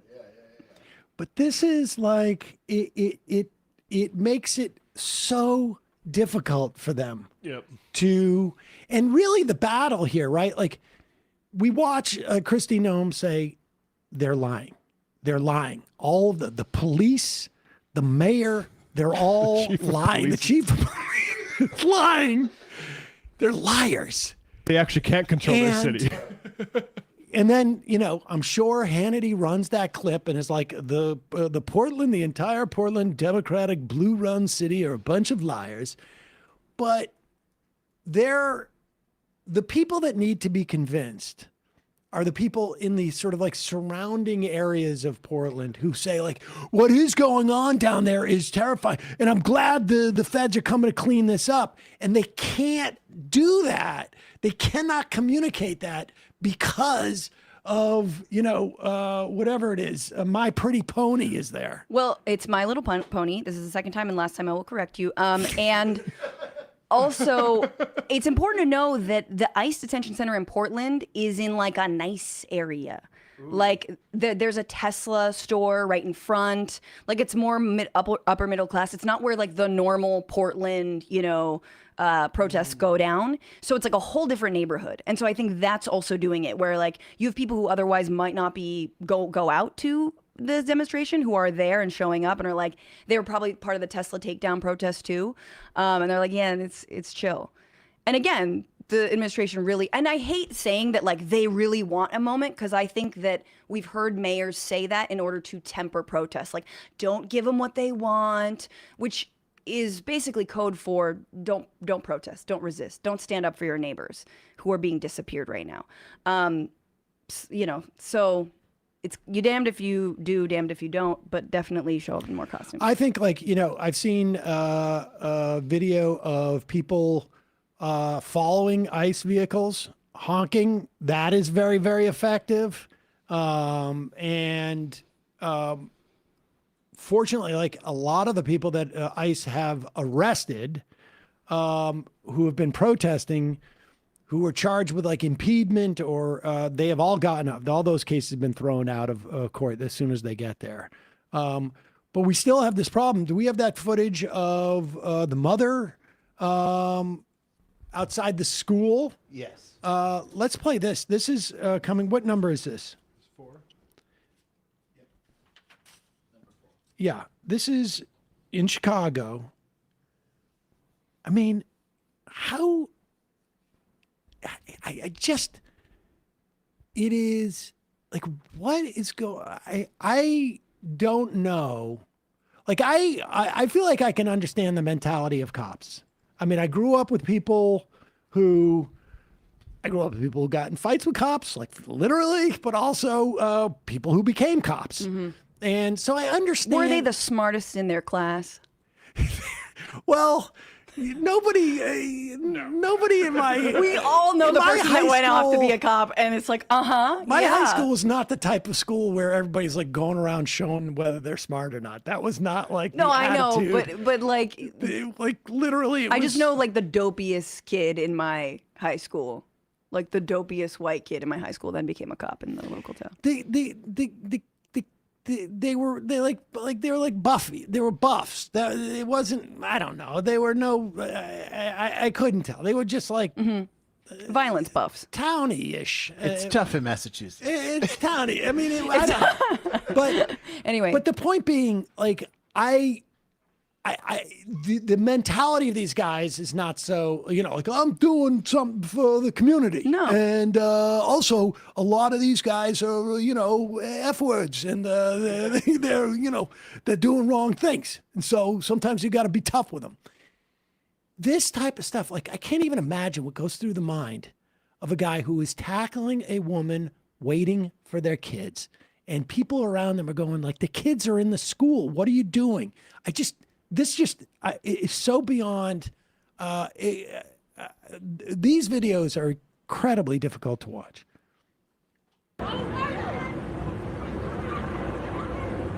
12, 13 masked ICE guys. This is the pickup line.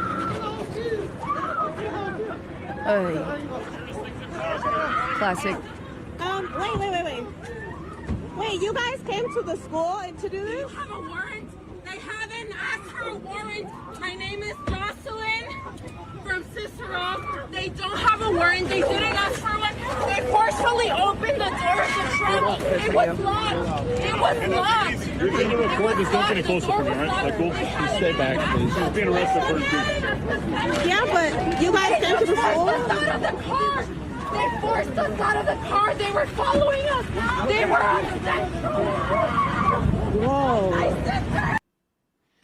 I mean, I can't imagine what is going through the minds of these guys. Must be so. I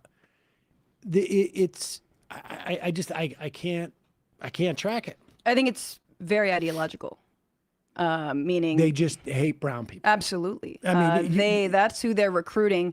I'm doing some long form videos on my channel, Bitchuation Room, youtube.com/FrannyFio. Anyway, the point is you see the kind of propaganda that this administration and DHS uses to recruit these guys. It's all 4chan memes, straight up. Okay, it is white nationalist propaganda. That's who they're recruiting. I can't remember where outside of, but there was, a woman who was filming ICE, and she's like, "This better not be for your spank bank," because they were filming them. The guy says, "Nothing from your genetic lineage would be in my spank bank." Like, this is that kind. Yeah. These are the freed Jan 6ers. These are the, maybe they're former 3%ers, maybe they're currently in militias. Who the hell cares? There's no background checks. There's nothing on these people. You're absolutely right. There is something far more respectable about being a cop, far more about ideally serving your community. They are recruiting white nationalists and who love it. They want to see brown women crying. Because they're all little Stephen Millers, and they were called a puto when they were in 8th grade by a Latino kid. Yeah, and this is their payback. Yeah. I mean, Verbena says, "I wouldn't try getting inside a Nazi's head except for kinetically." Honestly, like I just don't know if I've experienced this level of like intense anger towards a subset of people in this country, like those ICE people. It's one of the most despicable sort of things, like to actually, like, I don't know. The worst, I think, is in places like LA, where there's like a lot of like Latino and Asian ICE members. And you're like, what is going on? And they need to be called out. They need to be called out specifically. I feel like that I get almost more because there's this sort of like,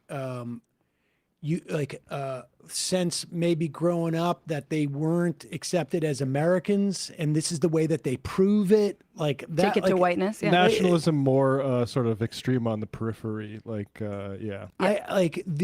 This is, it's sort of like this is the way they're going to get acceptance on some level. There will be like an ICE agent's grandmother who will get swept up. Like that. We're just like, counting down the days for something like that. I would imagine to happen. I would imagine. And, but I mean, this is, and to be clear, people should understand this. We are just on the cusp of what we're going to see when this funds, they've been recruiting now for a month or two. A lot of these new recruits are going to come online, and they are, my understanding, I have been told that they are getting less training than the people who are already there. And so we're going to see somebody, we've already had people shot. Yep. This is going to start to become a more regular occurrence. But also they're going to accidentally gas themselves more and more. That's true. With less training. That's true. It's going to cut both ways. So there's going to be in the car. There's going to be, we're going to have some opportunities to, bounce the gas canister off the side view mirror. Yeah. Like that was amazing. But we have footage that talking about that. We have was it a teacher? There's a teacher at a Chicago elementary school who was working. You recall when the ICE agent was stuck in traffic. Mm-hmm. They took a. They don't have sirens? Wow. They didn't want to. I don't know. They're driving their town and country or whatever it is. The guy stands there in the middle of the street through the window of his car. He doesn't do it very effectively. Throws tear gas out the window of his car. Ends up tear gassing himself. But it drops out, and it's out in front of a school. Yep. There was a 2-year-old child in a car in that traffic. He was going for a walk with his mom. With the mom. Who had to go to the hospital. And here is a teacher at that elementary school who also was tear gassed because this stuff is not contained. It's not like a 5-foot radius. You can't. And they threw multiple canisters out the windows. She is at a press conference. This was yesterday. Last Friday was beautiful weather, so I left my classroom windows open as I was teaching a lesson on addition and subtraction to my first graders. Then suddenly I'm hearing commotion outside. I could hear helicopters circling overhead. I could hear the horns of brave rapid responders warning us of kidnappers in the neighborhood. I could hear ping after ping coming from my phone, neighbors trying to warn us so that we could keep our children safe. As I picked up the phone, I opened a message from my colleague that teaches 5th grade. She was walking to Rico Fresh on her lunch break. Just after she crossed the intersection, less than 100 feet from our building, she sights ICE and begins blowing the whistle I had given her that very morning. As she blew a broken cadence, indicating a sighting had occurred, ICE agents rolled down the window to their white SUV and began throwing tear gas canisters at our community. They gassed many of our neighbors, including a 2-year-old who was out walking with their family. Tear gas filled the streets, blowing into the parking lot of Rico Fresh and towards the direction of our playground across the street. I immediately started reaching out to my community networks. I coordinated with staff to find out the needs of our families. I checked in with teachers, and by dismissal, we had the support of over 100 community members, neighbors lined up and down Central Park Avenue and Armitage, further than I could see, creating safe passage for our children and families, and sending a clear message. ICE is not welcome in our community. I mean, this is the kind of stuff that we need to see. People need to see. I mean, Chicago seems like, particularly Chicago teachers. Absolutely. This is a union that has been incredibly active and strong since they had a strike under Karen Lewis. I think it was like 14, 15 years ago now. And they were early. They were the most prominent union to do social justice unionization, so that their ties to the community run so deep and strong that this type of stuff works really well. But this is stuff that has to happen around the country. You guys watched that Brandon Johnson clip already? Which one? Where he was talking about, public safety and bringing down crime in the city of Chicago and how militarism has never worked, citing times in the 90s and in the 70s when this has been tried. And it's like, Mayor Johnson is a product of strong unions. Right. And he is a product of that city coming together and, choosing a different path. And I think Chicago has the makings, I think, of a real vision out of this versus just, this is illegal, it's bad, wow. But rather like community, teacher solidarity, worker solidarity, and having a mayor who will go to bat angrily and stand up and say, there's not a crime problem here. He took money and moved it from Chicago police into public safety initiatives that have been working.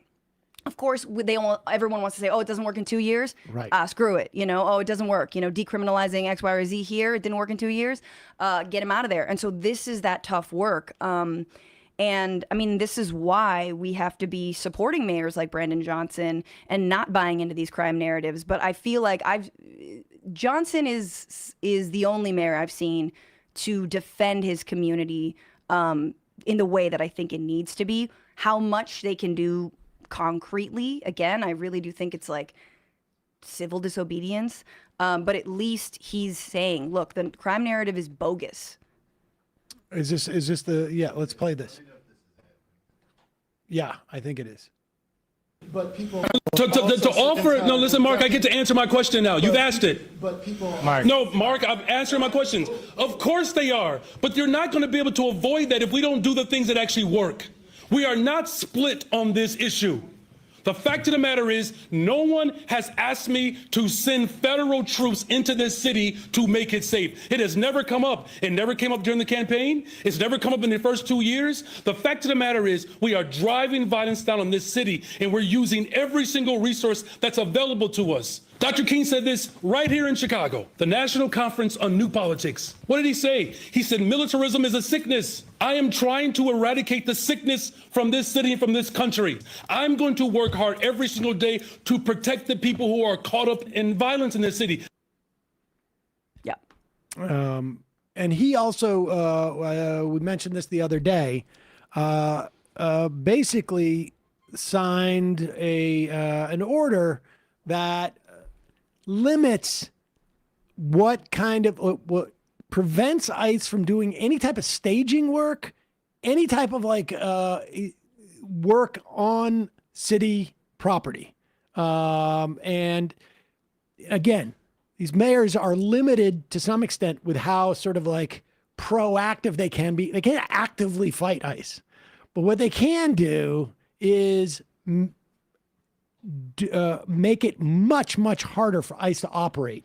Yeah. They're not collaborating. I mean, I think, again, like I mentioned earlier, I think with the protesters, they have been collaborating in terms of some of the repression.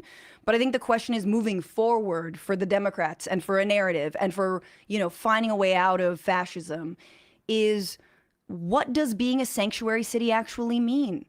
Other than just like, yay, like we're going to try not to hand over immigrants to ICE directly, which, obviously this is good, but it's like, can you actually protect them? Can we protect people? Where and how and what guarantees when they've been living in the city for decades in terms of citizenship? When you see everything that's playing out, amnesty doesn't sound radical to me. Like making people legal and unafraid in this country is not Ronald a radical Reagan idea. did it. Exactly. And you're just like, you know what? They want to paint the left like, oh, you want amnesty for 11 million immigrants? Sure, man. Why not? Yeah. I mean, first off, this is unsustainable, the path that they're on. And maybe to some extent, let's put it this way. If it did not involve such suffering for people who don't deserve it. I'm not saying that anybody deserves suffering, although in certain circumstances I could probably be convinced. Like one or two. I've got a list, but were it not for the actual human suffering this engenders, whether it's like children losing their parents, parents losing their children, et cetera, family members being torn apart, people dying in detention and whatnot. The implications of tearing these people out of your communities, like the Labor Department has said, like, we're like just precipitously close to precariously close, I should say, to a food shortage in different parts of the country. Does anyone know plow skills? I don't know. Exactly. You need to know how to plow. But from a construction standpoint, we're going to feel the economic impacts. We very well may be now, and it's obviously harder to tell without any data coming out, at least, how widespread it is. But we're going to feel the implications of this, and people are feeling it in, communities being ripped apart and whatnot. And which is going to make this untenable at one point. But then we're going to have this like force of tens of thousands of yahoos armed and just walking around looking for something to do. Forcing us to the field to pick lettuce. If you're on Medicaid. Right. Oh, yeah, great option. You got to get on Medicaid for that. But it's going to get very ugly. It'll probably all work out. I think so. Optimist Matt. Let's. You want to see Joe Rogan talk about Yeah, immigration? hold on for 1 second though. I see this Saturn girl has written me a huge IM, and I can't read the whole thing, but I know what she's writing about because I also saw this. We were talking about this in the office. Hey, Sam, I wanted to respond to your response to my IM yesterday. Marjorie Taylor Greene openly breaking with the Republicans on ACA subsidies is further evidence of a fracture on the right based on class. Marjorie Taylor Greene was on MSNBC talking about her constituents are demanding Congress protect healthcare subsidies while most of the Republican Party and their donors want to get rid of them. You've also been playing. Okay. All right. This is just too long. But I will say that I did see that. And I do think that there are, and maybe it's more in the sort of like influencer sort of sections of the Republican and conservative movement, have a sense of like, Donald Trump is not going to live forever in one fashion or another. And they're staking out a territory that is, they had success in terms of some measure of populism, and they're staking that out. I also think. Are you saying she's a real populist? No. I think she might be a No, real. no. I think like I say, you have to give her a win. What? You have to give her a win here. She's a real populist, and I think it's really upsetting that you don't give her. Listen, I think that a W. I think that she got shut out of Trump's orbit. No, for sure. And realizes like, oh, what are the paths I have to follow here? It's so stupid. She was out there with the Epstein victims. She's out there like, at the press conference. I mean, it's incredible. What I'm saying is stupid on Trump's behalf for not just throwing her a bone. And it's all because like he doesn't want to fuck her. You know what I mean? I think it was like Laura Loomer. It really is because she's like, you haven't had enough surgery to be like an 8. And I'm like, and it's like. And Laura's put in the effort. Laura's put the hex on you, and I can't do it. It was definitely something. Something put her on the outs.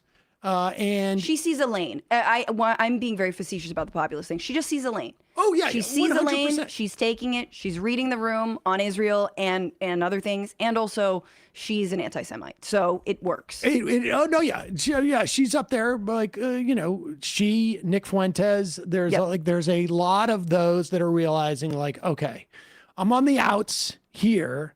how do I maintain what, and they're guessing on what's going to be the aftermath. Absolutely. The aftermath is Vance, bolstered by Teal. Yeah. You got to have an opposition to that. Yeah. And I think, well, I'm not sure that that's so different. Like I think, like Vance sort of, he also has the ability to pretend who he is. Remember, like does he? Well, he came on. He's changed his name 4 times. He's changed his name 4 times. His whole thing was like, like a red state populist type of, guy in his book. What is JD? Is it John Deere Vance? I have no idea. James David, I think. I think it's Jesus Democrat. I thought it was exactly. But it is, there is definitely how sustainable it is. We'll see. I mean, Swalwell put out a tweet the other day saying that like his Republican colleagues are ready to abandon Trump because they're convinced that the Epstein files are going to come out, and I don't buy it. I don't buy the abandoning of anything, and I'm not suggesting like this break within the context of the conservative movement is not anything that's going to change the course of what's going on here. Yeah. It's just a bet that is being placed on what happens if, Trump gets hit by a bus or his dementia just becomes, he's not able to inject himself with whatever he's getting injected with in his hand every other month. Oh, yeah. I like this conspiracy theory you've been Well, that floating. actually is, I don't know. I mean, you gotta have one. You got to have one or two. Or if, the Epstein thing becomes too problematic. But that hasn't shown up in the polling at all. What's that? That Republican voters actually care about that. The media people, it's tough for like Tim Dillon and Joe Rogan to respond to the Epstein sort of sellout, but the voters don't give a shit at all. Oh yeah, I'm not convinced, but it may create pressure in the influencer class. I mean, who knows? But when you have no present path, you basically speculate to where things are going to be. Sure. And I think that's what's going on there. All right, let's turn to, I want to do should we do all 3 of the Rogan ones? And like, what's the sequencing of these? I think we go immigration because that's the spinoff of what we've been talking about now, and then we can go to Epstein, and then we go to. Yeah, we'll just go dumber and dumber and dumber. Okay, I love it. Yeah. So here's Joe Rogan, and he's had a moment where he said this before too about immigration, but there is such a lack of thinking here. It's fascinating that this is like this is like. What does he dress as? Is this a priest costume? Looks like a Star Wars outfit. It's a priest costume. Whenever Duncan Trussell's on, they dress up. Oh God, I'm sorry you know It's that. a bit. Part of the job. The immigration thing, the way it looks is horrific. It when you're just arresting people in front of their kids and just normal, regular people that have been here for 20 years. Yeah. That everybody who has a heart can't get along with that. No. Everybody who has a heart sees that and goes, that can't be right. I don't think That can't be right. That can't be the only way to do this. Right. Because you have to think, look, yeah, we have to have a border. Yes, it should have been secure. Yes, they should make sure you know who everybody is. All right, before pause they it get just for in. 1 second. I just wanted to like unpack all this level of complete thoughtlessness and stupidity involved in this. Half of the undocumented immigrant, or I should say, half of the unauthorized people in this country who are undocumented immigrants or who he perceives as illegal immigrants, they didn't cross the border. They came in with papers and just stayed. Mm-hmm. That's just like one thing. Like, this is not about securing the border. Invasion. Unless you're like going to put RFID chips in people as they come in with their papers. That's stupid. And when he says like they've been here for 20 years, well, okay, what's the cutoff going to be? Like, what are we going to do with the cutoff? Like, we can do it at 20. Like if you've been here for 19 years, you get to stay. What if you've been here for 10 years, 5 years, 2 years? Like what if you have family here? Like everything he's saying is just so dumb and thoughtless. And what did you think was going to happen? Like, what do you think was happening before? And what did you think was going to happen after Trump? Like the idea that the Biden administration was just letting Obama, they're just letting criminals run around and not going after them. It's absurd. It's absurd.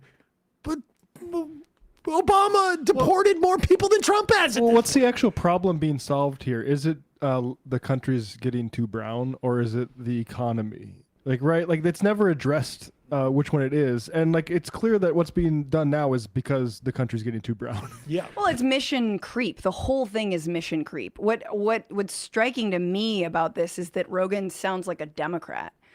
This is what Democrats say constantly. You should Yes, the border needs to be secure. Of course I believe the border needs to be secure, but the way it's being done is really bad. Well, is the border insecure? No, it's not, actually.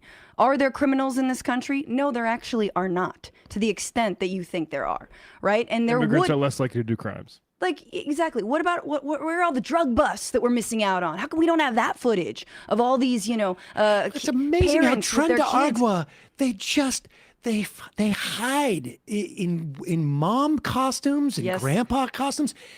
Like the idea, we're rounding up Trent Agua and dangerous criminals. Where's the footage? Because they're always with a camera crew. Where's the footage of the shootouts? Yeah. Where's the guns being fired at? Where's the knife that was pulled on a nice guy? It's very Al they Shifa all hospital have raid. camera crews.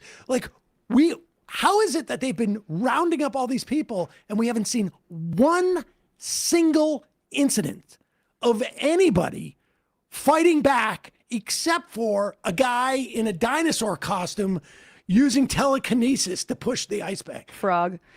Also, can we perfect Tren de Aragua? No, I'm not doing that. Aragua. I don't know. Aragua. No. Sí se puede. Sí se puede.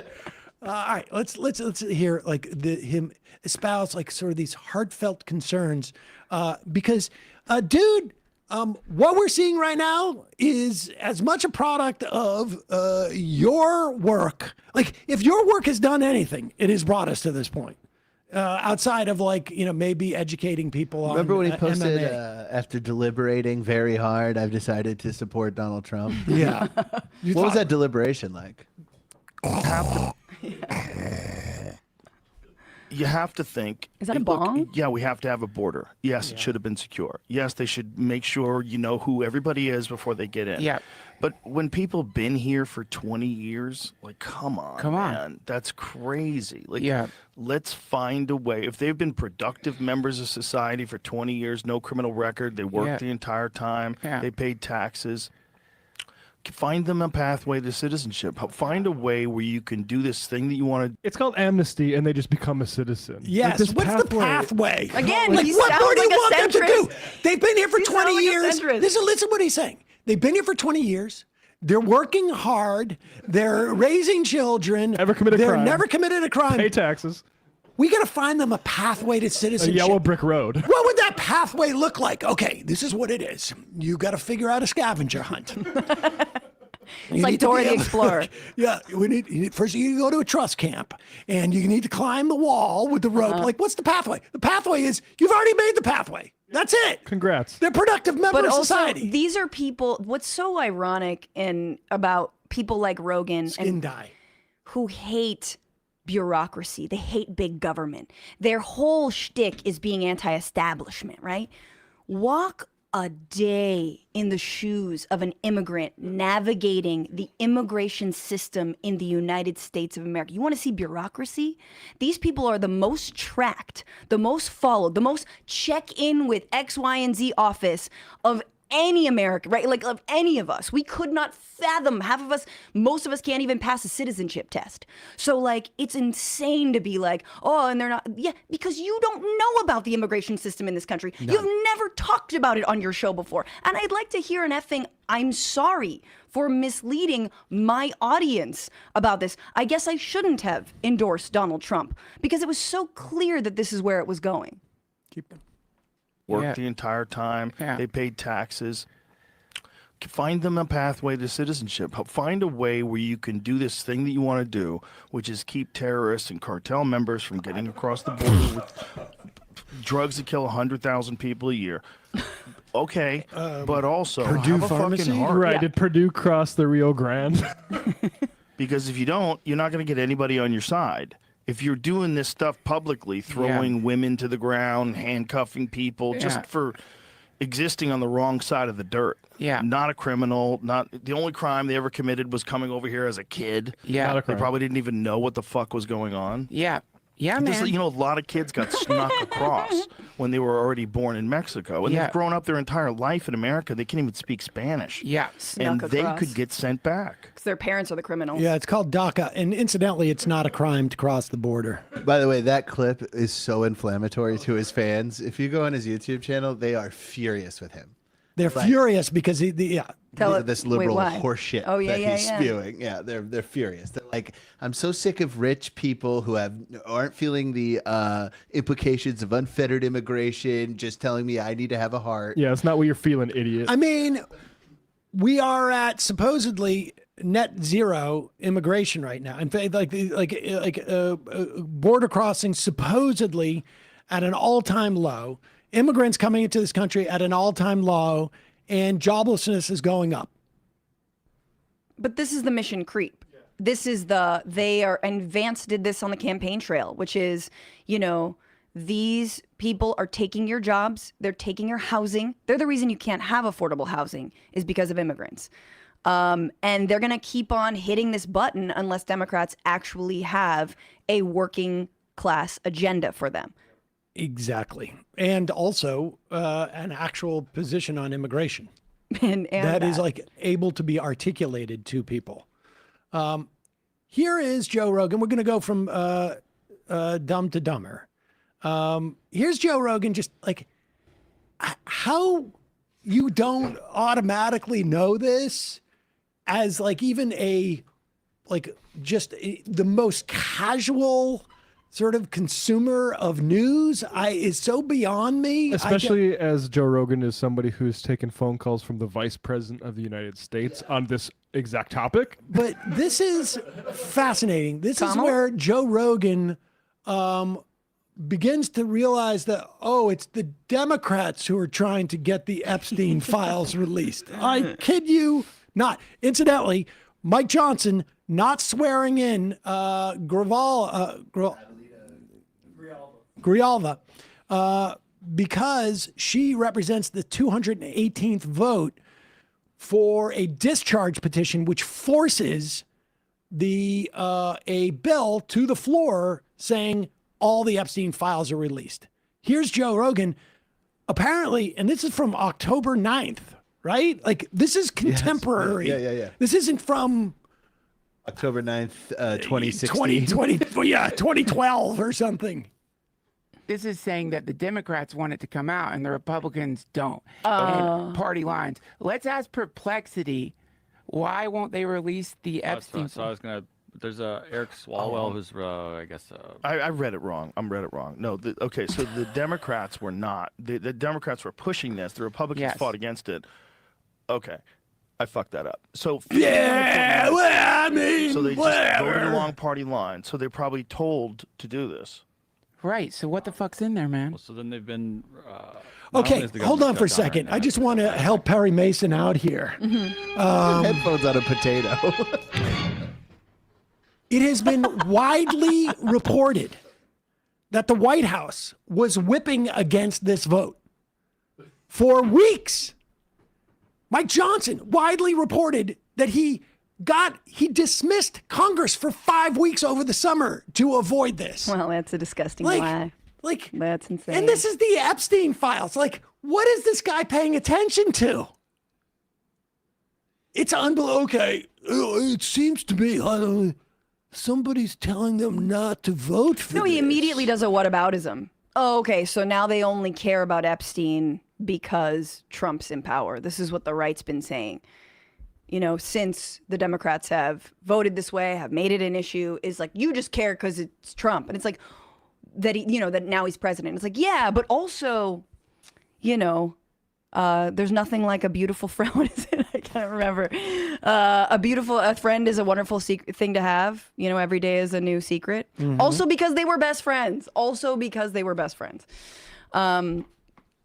Anyway, Go back a little bit and play this.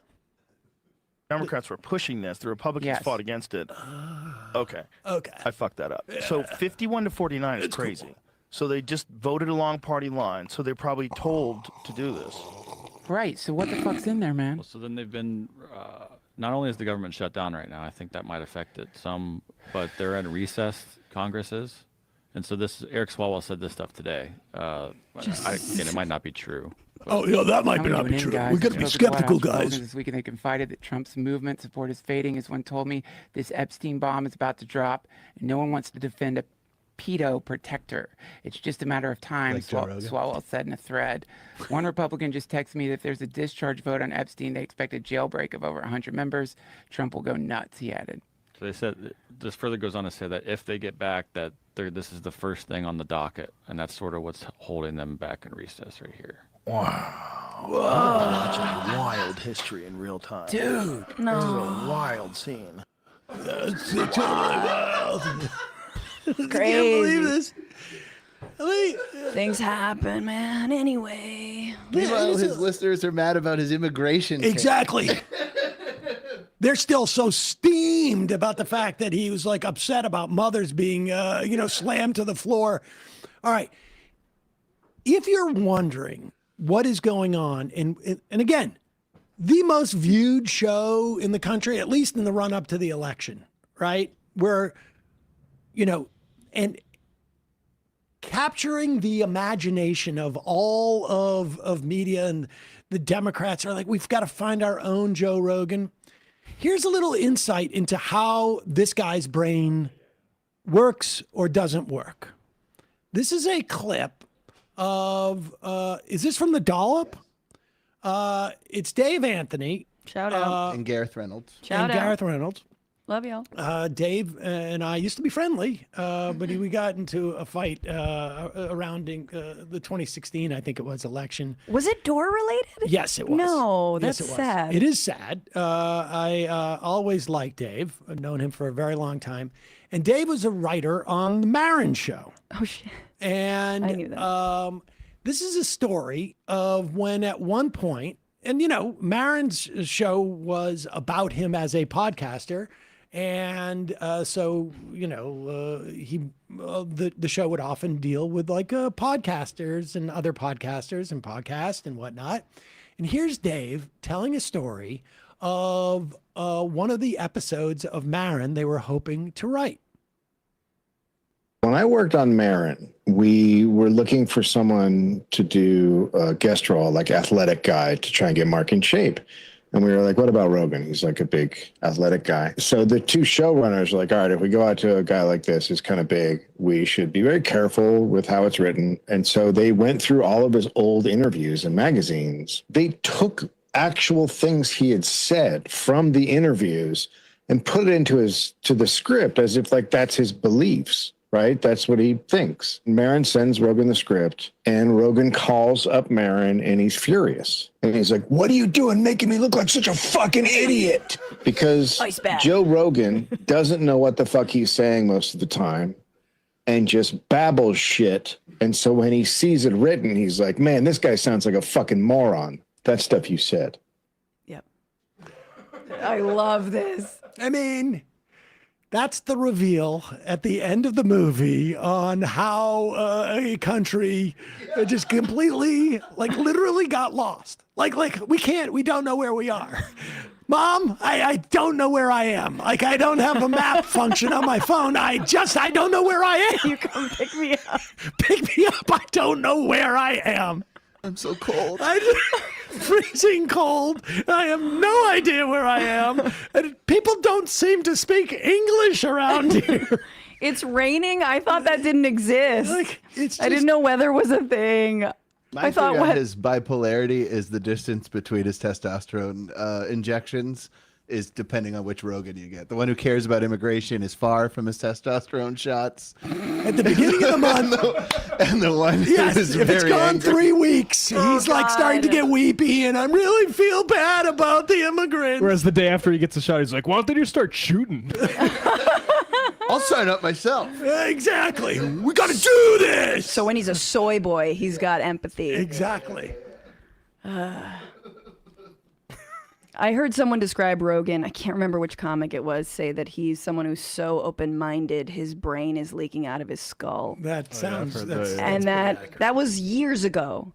But now... That's a real thing.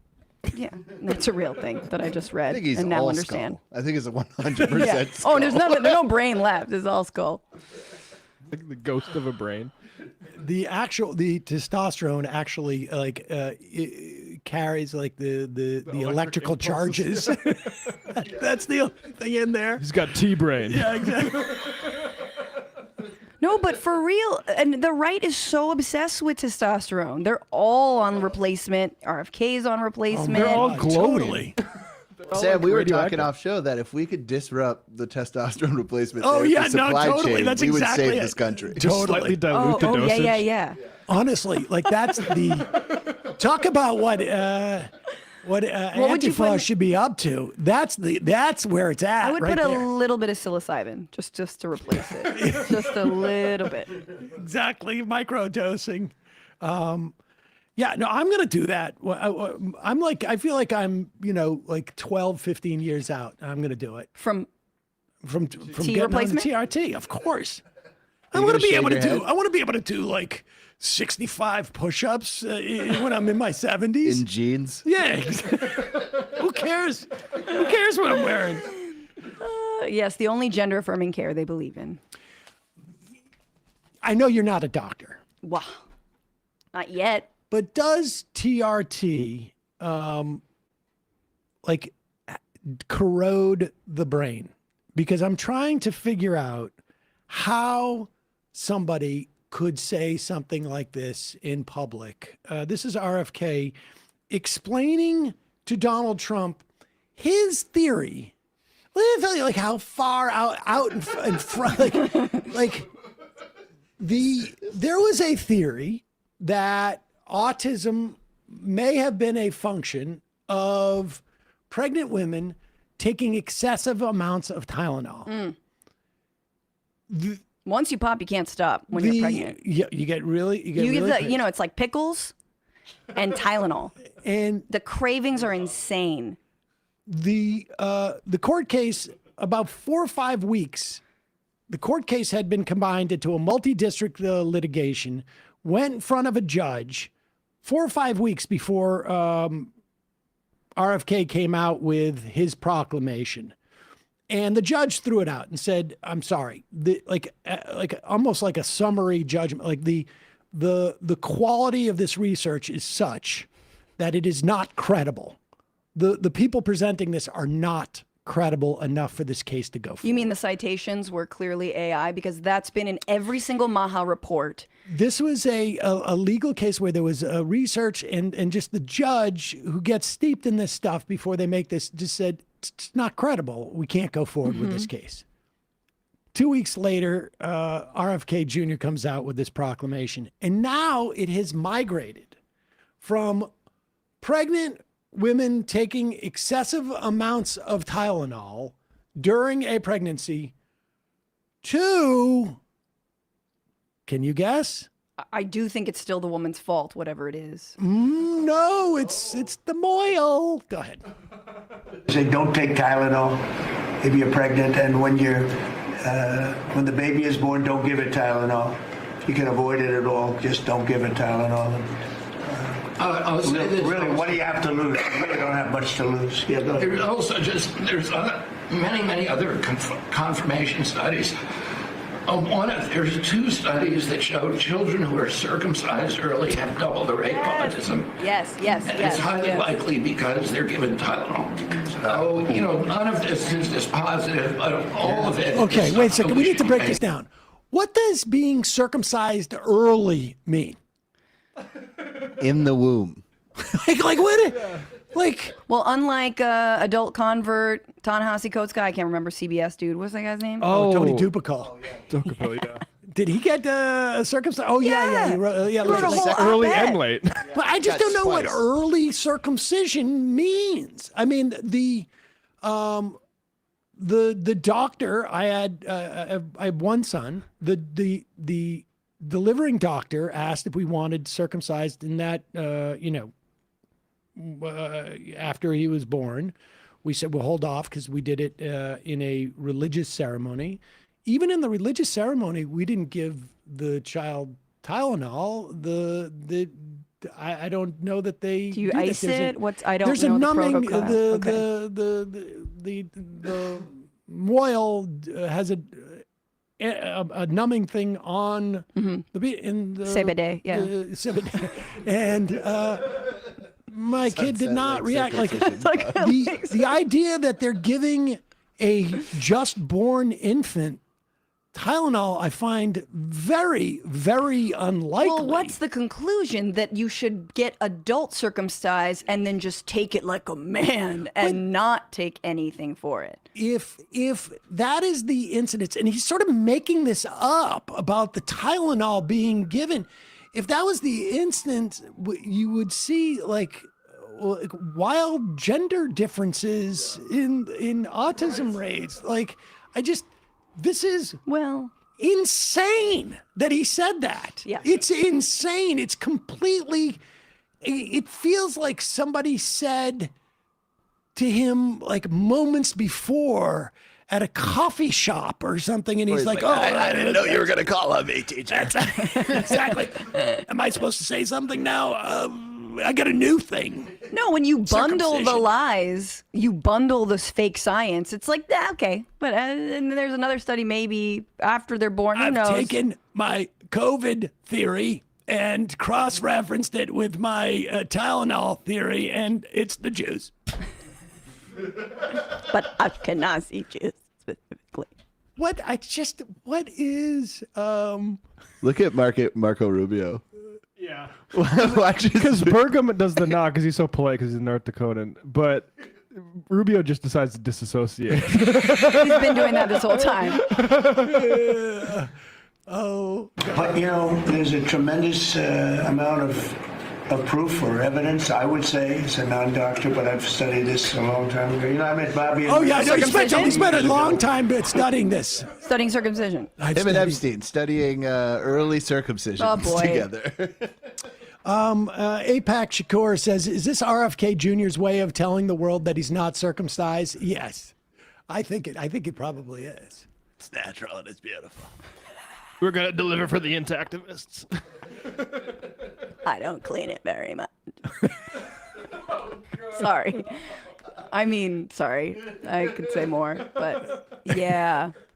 There is an anti-circumcision wing of the men's rights movement that I'm sure intersects with Maha. Oh, absolutely. Yes. And this is part of that. That Venn diagram is a Seemed to be a little bit of micro-targeting, though, in terms of political coalition like that. Well, it's only micro-targeting if you do it too early. If you wait, the target becomes bigger. Hey, it's macro-targeting, asshole. Oh, my God. Let's go back to Rubio staring in and just sort of like... and this is where it's all about the circumcision. But it's also like before he even speaks, Rubio's like, oh God, where's he going? He's gonna add, and then it's like don't interrupt. Now we're thinking about baby dicks. Like all of a sudden, that's where we are. Autism. It's highly likely because they're given Tylenol. So, none of this is dispositive, but all of it is something we should be paying attention to. But, there's a tremendous amount of of proof or evidence, I would say, as a non-doctor, but I've studied this a long time ago. I met Bobby in my office 20 years ago. We were talking about the same thing 20 years ago. And I was a real estate developer. It bothered me that it seemed to be getting worse, but it's so bad now when you hear these numbers. It's not even really sustainable. I don't know how people do it, but there is some very strong evidence on Tylenol. In fact, at one point, I guess the company gave a warning. They gave. They still don't recommend it during pregnancy. That's the weird thing. They're not recommending it, and that's the company itself. So. Just don't take it. Don't take it. If you're a woman, don't take it, and don't give it to the baby when the baby's born. And I think that's going to have an impact. But I'd also get the shots in smaller doses. There are a few things we give, a few things that just seem to be, and I think you'd get that number way back up. Think of it. You have 1 in 20,000, and now it's not even believable when you. It's not believable. Think the 20,000 drops to 12 children. So that's induced by something that's given or taken, and it should be able to be stopped. And you're talking about the Pennsylvania Dutch. You were talking about the Amish, where they don't take any of this stuff, and they have virtually none, right? They have no. Yeah, they're talking about the time an Amish guy went on Theo. I'm not joking about this. An Amish guy went on Theo Vaughn's podcast, and they said they don't have ADHD in the Amish community. Shut up. So we're not even talking about autism anymore. But okay. Is that what it is? Yeah. The entire religion is autistic. I'm sorry. Like, that much attention to the weaving and the no electricity. You gotta be an autist to start that. Have barn raising down to a science. Yeah. Come on. He goes on, I don't think it's in this clip, but he goes on, Trump says that we give babies vaccines the size of glasses of water.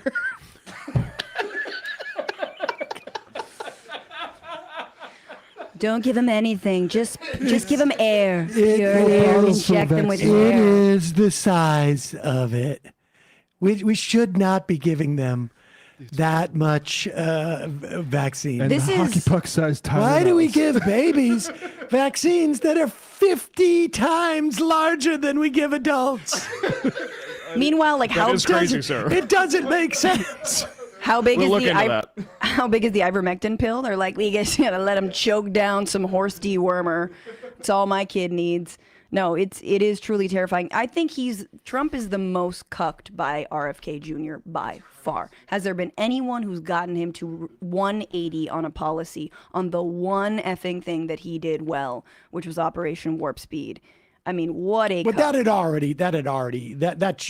ship had already sailed. Whatever, he signed his name to it and all that. I'm saying like the turnaround, I would not credit Kennedy with. Oh, sure. I would say like that ship had sailed. He was already disavowing the warp speed early because of the anti-vax movement, and because he was resentful of it. Though there was a little bit. I mean, it was good, but of course, but he was trying to split the difference because.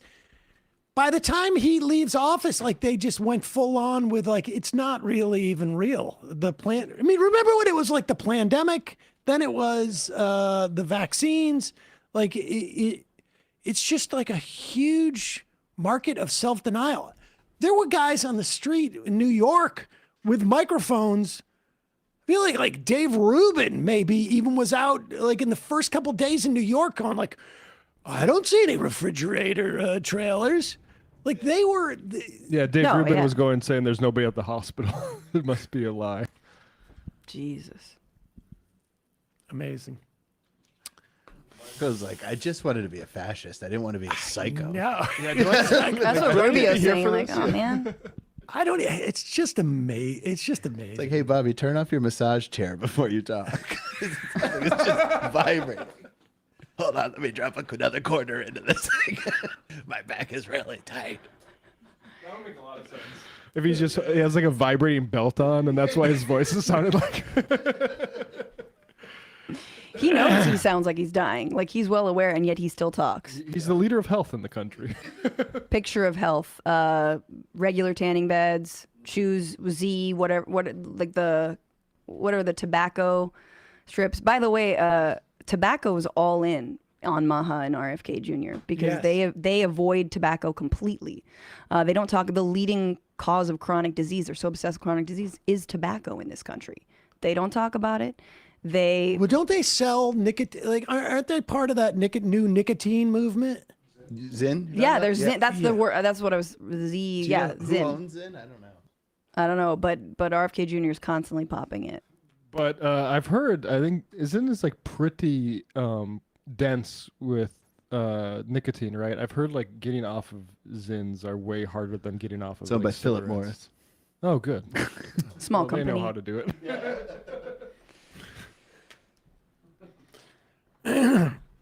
Dr. Chaos MD, I claim to be a doctor, and I will confidently say that yes, TRT will completely degrade your cognitive function and make you a raving lunatic.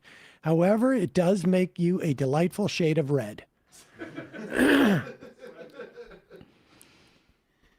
Chris Burdick, I wonder what connection might exist between RFK Jr. now claiming that circumcisions cause autism and his earlier assertion that COVID was a bioweapon engineered to spare Ashkenazi Jews. Yes, we're heading there eventually. Just got to build the case. A couple more IMs. shame Onion his, Breath, FYI, following ice and honking is likely what got the woman rammed by ice and shot 5 times last Saturday in Chicago.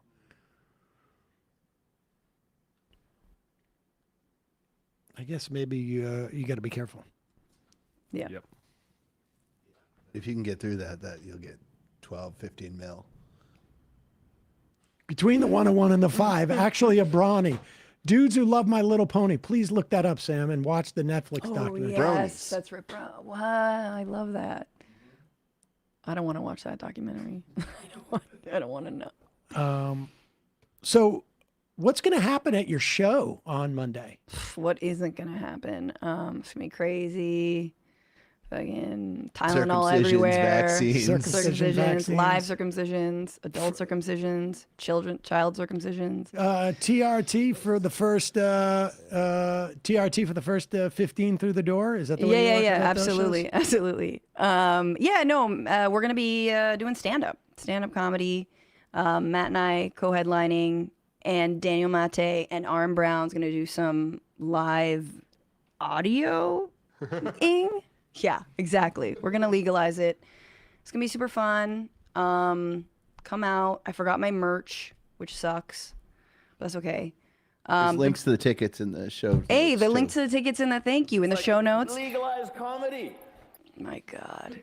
Yeah, the Riyadh stuff. I didn't get the invite to Riyadh, so I'm here now. Yeah. Super pissed. I guessed. But that Riyadh's You don't over, think I could have isn't been it? asked? Isn't it over? It's over. But my favorite part about that whole kerfuffle is that someone asked to be on that lineup. Of course. Like as a comic, you're like, we know there's someone who's like, hey, could I actually? I saw Tim Dillon got disinvited. Yeah. Do you need a replacement? Does anybody have Turkey El Sheik's number? All right, I'm going to read 5 IMs and we'll get out of here. Chucky B, Amish don't get diagnosed with ADHD or autism because they don't go anywhere near a hospital. MJS617, Sam, Swalwell seemed to be really hyping up whatever's in the Epstein files. He can't afford to oversell this, in my opinion. It would be a big miscalculation if it turns out to be less than truly scandalous, and he should know this by now. He's going to lose all credibility if he underdelivers yet again. I don't know. I feel like that there are certain politics that Democrats are subjected to and Republicans no, right? Like they had 50 hearings on Benghazi and never paid a price. In fact, it was very lucrative. That's where the whole Clinton emails thing came from. What do you think about the Katie Porter thing? Just quickly. Do you give a shit? I don't give a shit. I actually don't. I just think it's funny that people are making it a thing. I don't know where her political career is going, really. I think the AIPAC and the Netanyahu meeting stuff, I soured a lot of the progressive movement on her anyway before this. If she were a pain in the ass as a boss and was but also had great politics, that'd be different. I mean, I'm sorry, but it is. But this is just like, it's palace intrigue on a campaign that I don't think had a lot of legs to begin with. But you know, she seemed I like hate the presumptive. Newsom. She seemed like the presumptive like nominee. Isn't Harris gonna jump? I don't know. I don't think Harris is. No. If it's Porter v. Newsom, we all know where I'm standing on that, on something like that. But does Newsom is there he's no terming term? out? Yeah, I guess he's terming. Okay, I don't know. I'm just from California, whatever. I don't know. Do you care? You know, there are parts about her politics that I very, very much like. And I think the question was dumb. I think she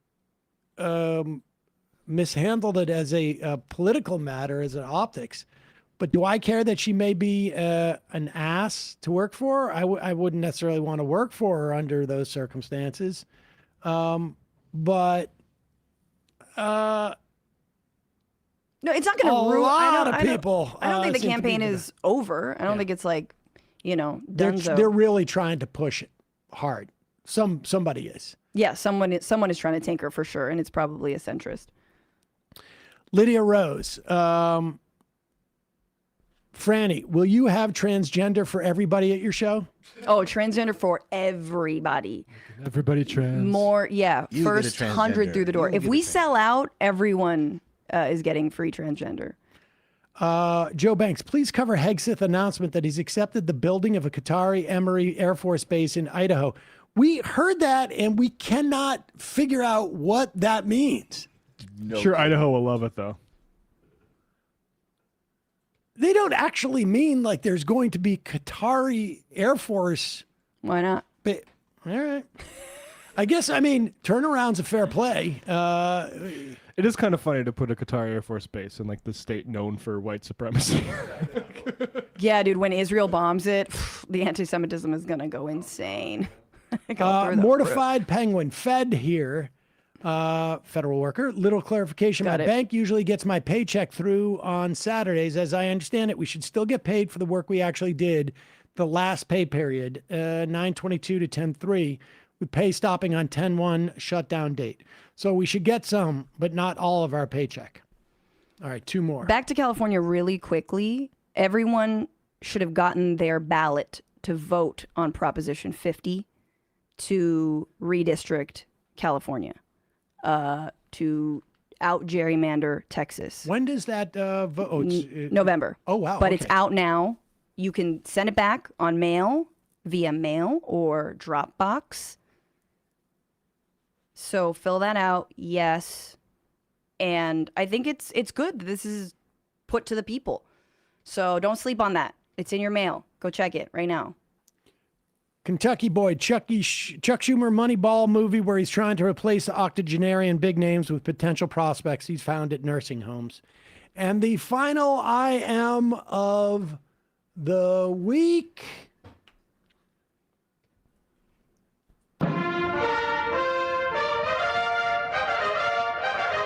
Saber Drake. He used the word dispositive, so he must be right about this stuff. Dispositive. Matt, Brian, Emma in absentia, Francesca, great job today. The rest of you, great job this week. Thank you, everybody. Subscribe to youtube.com/FrannyFio. Come see me live. Come watch my deep dive videos. Sorry that I'm getting these plugs in so late. It's all in the notes. It's in the notes. Bye-bye.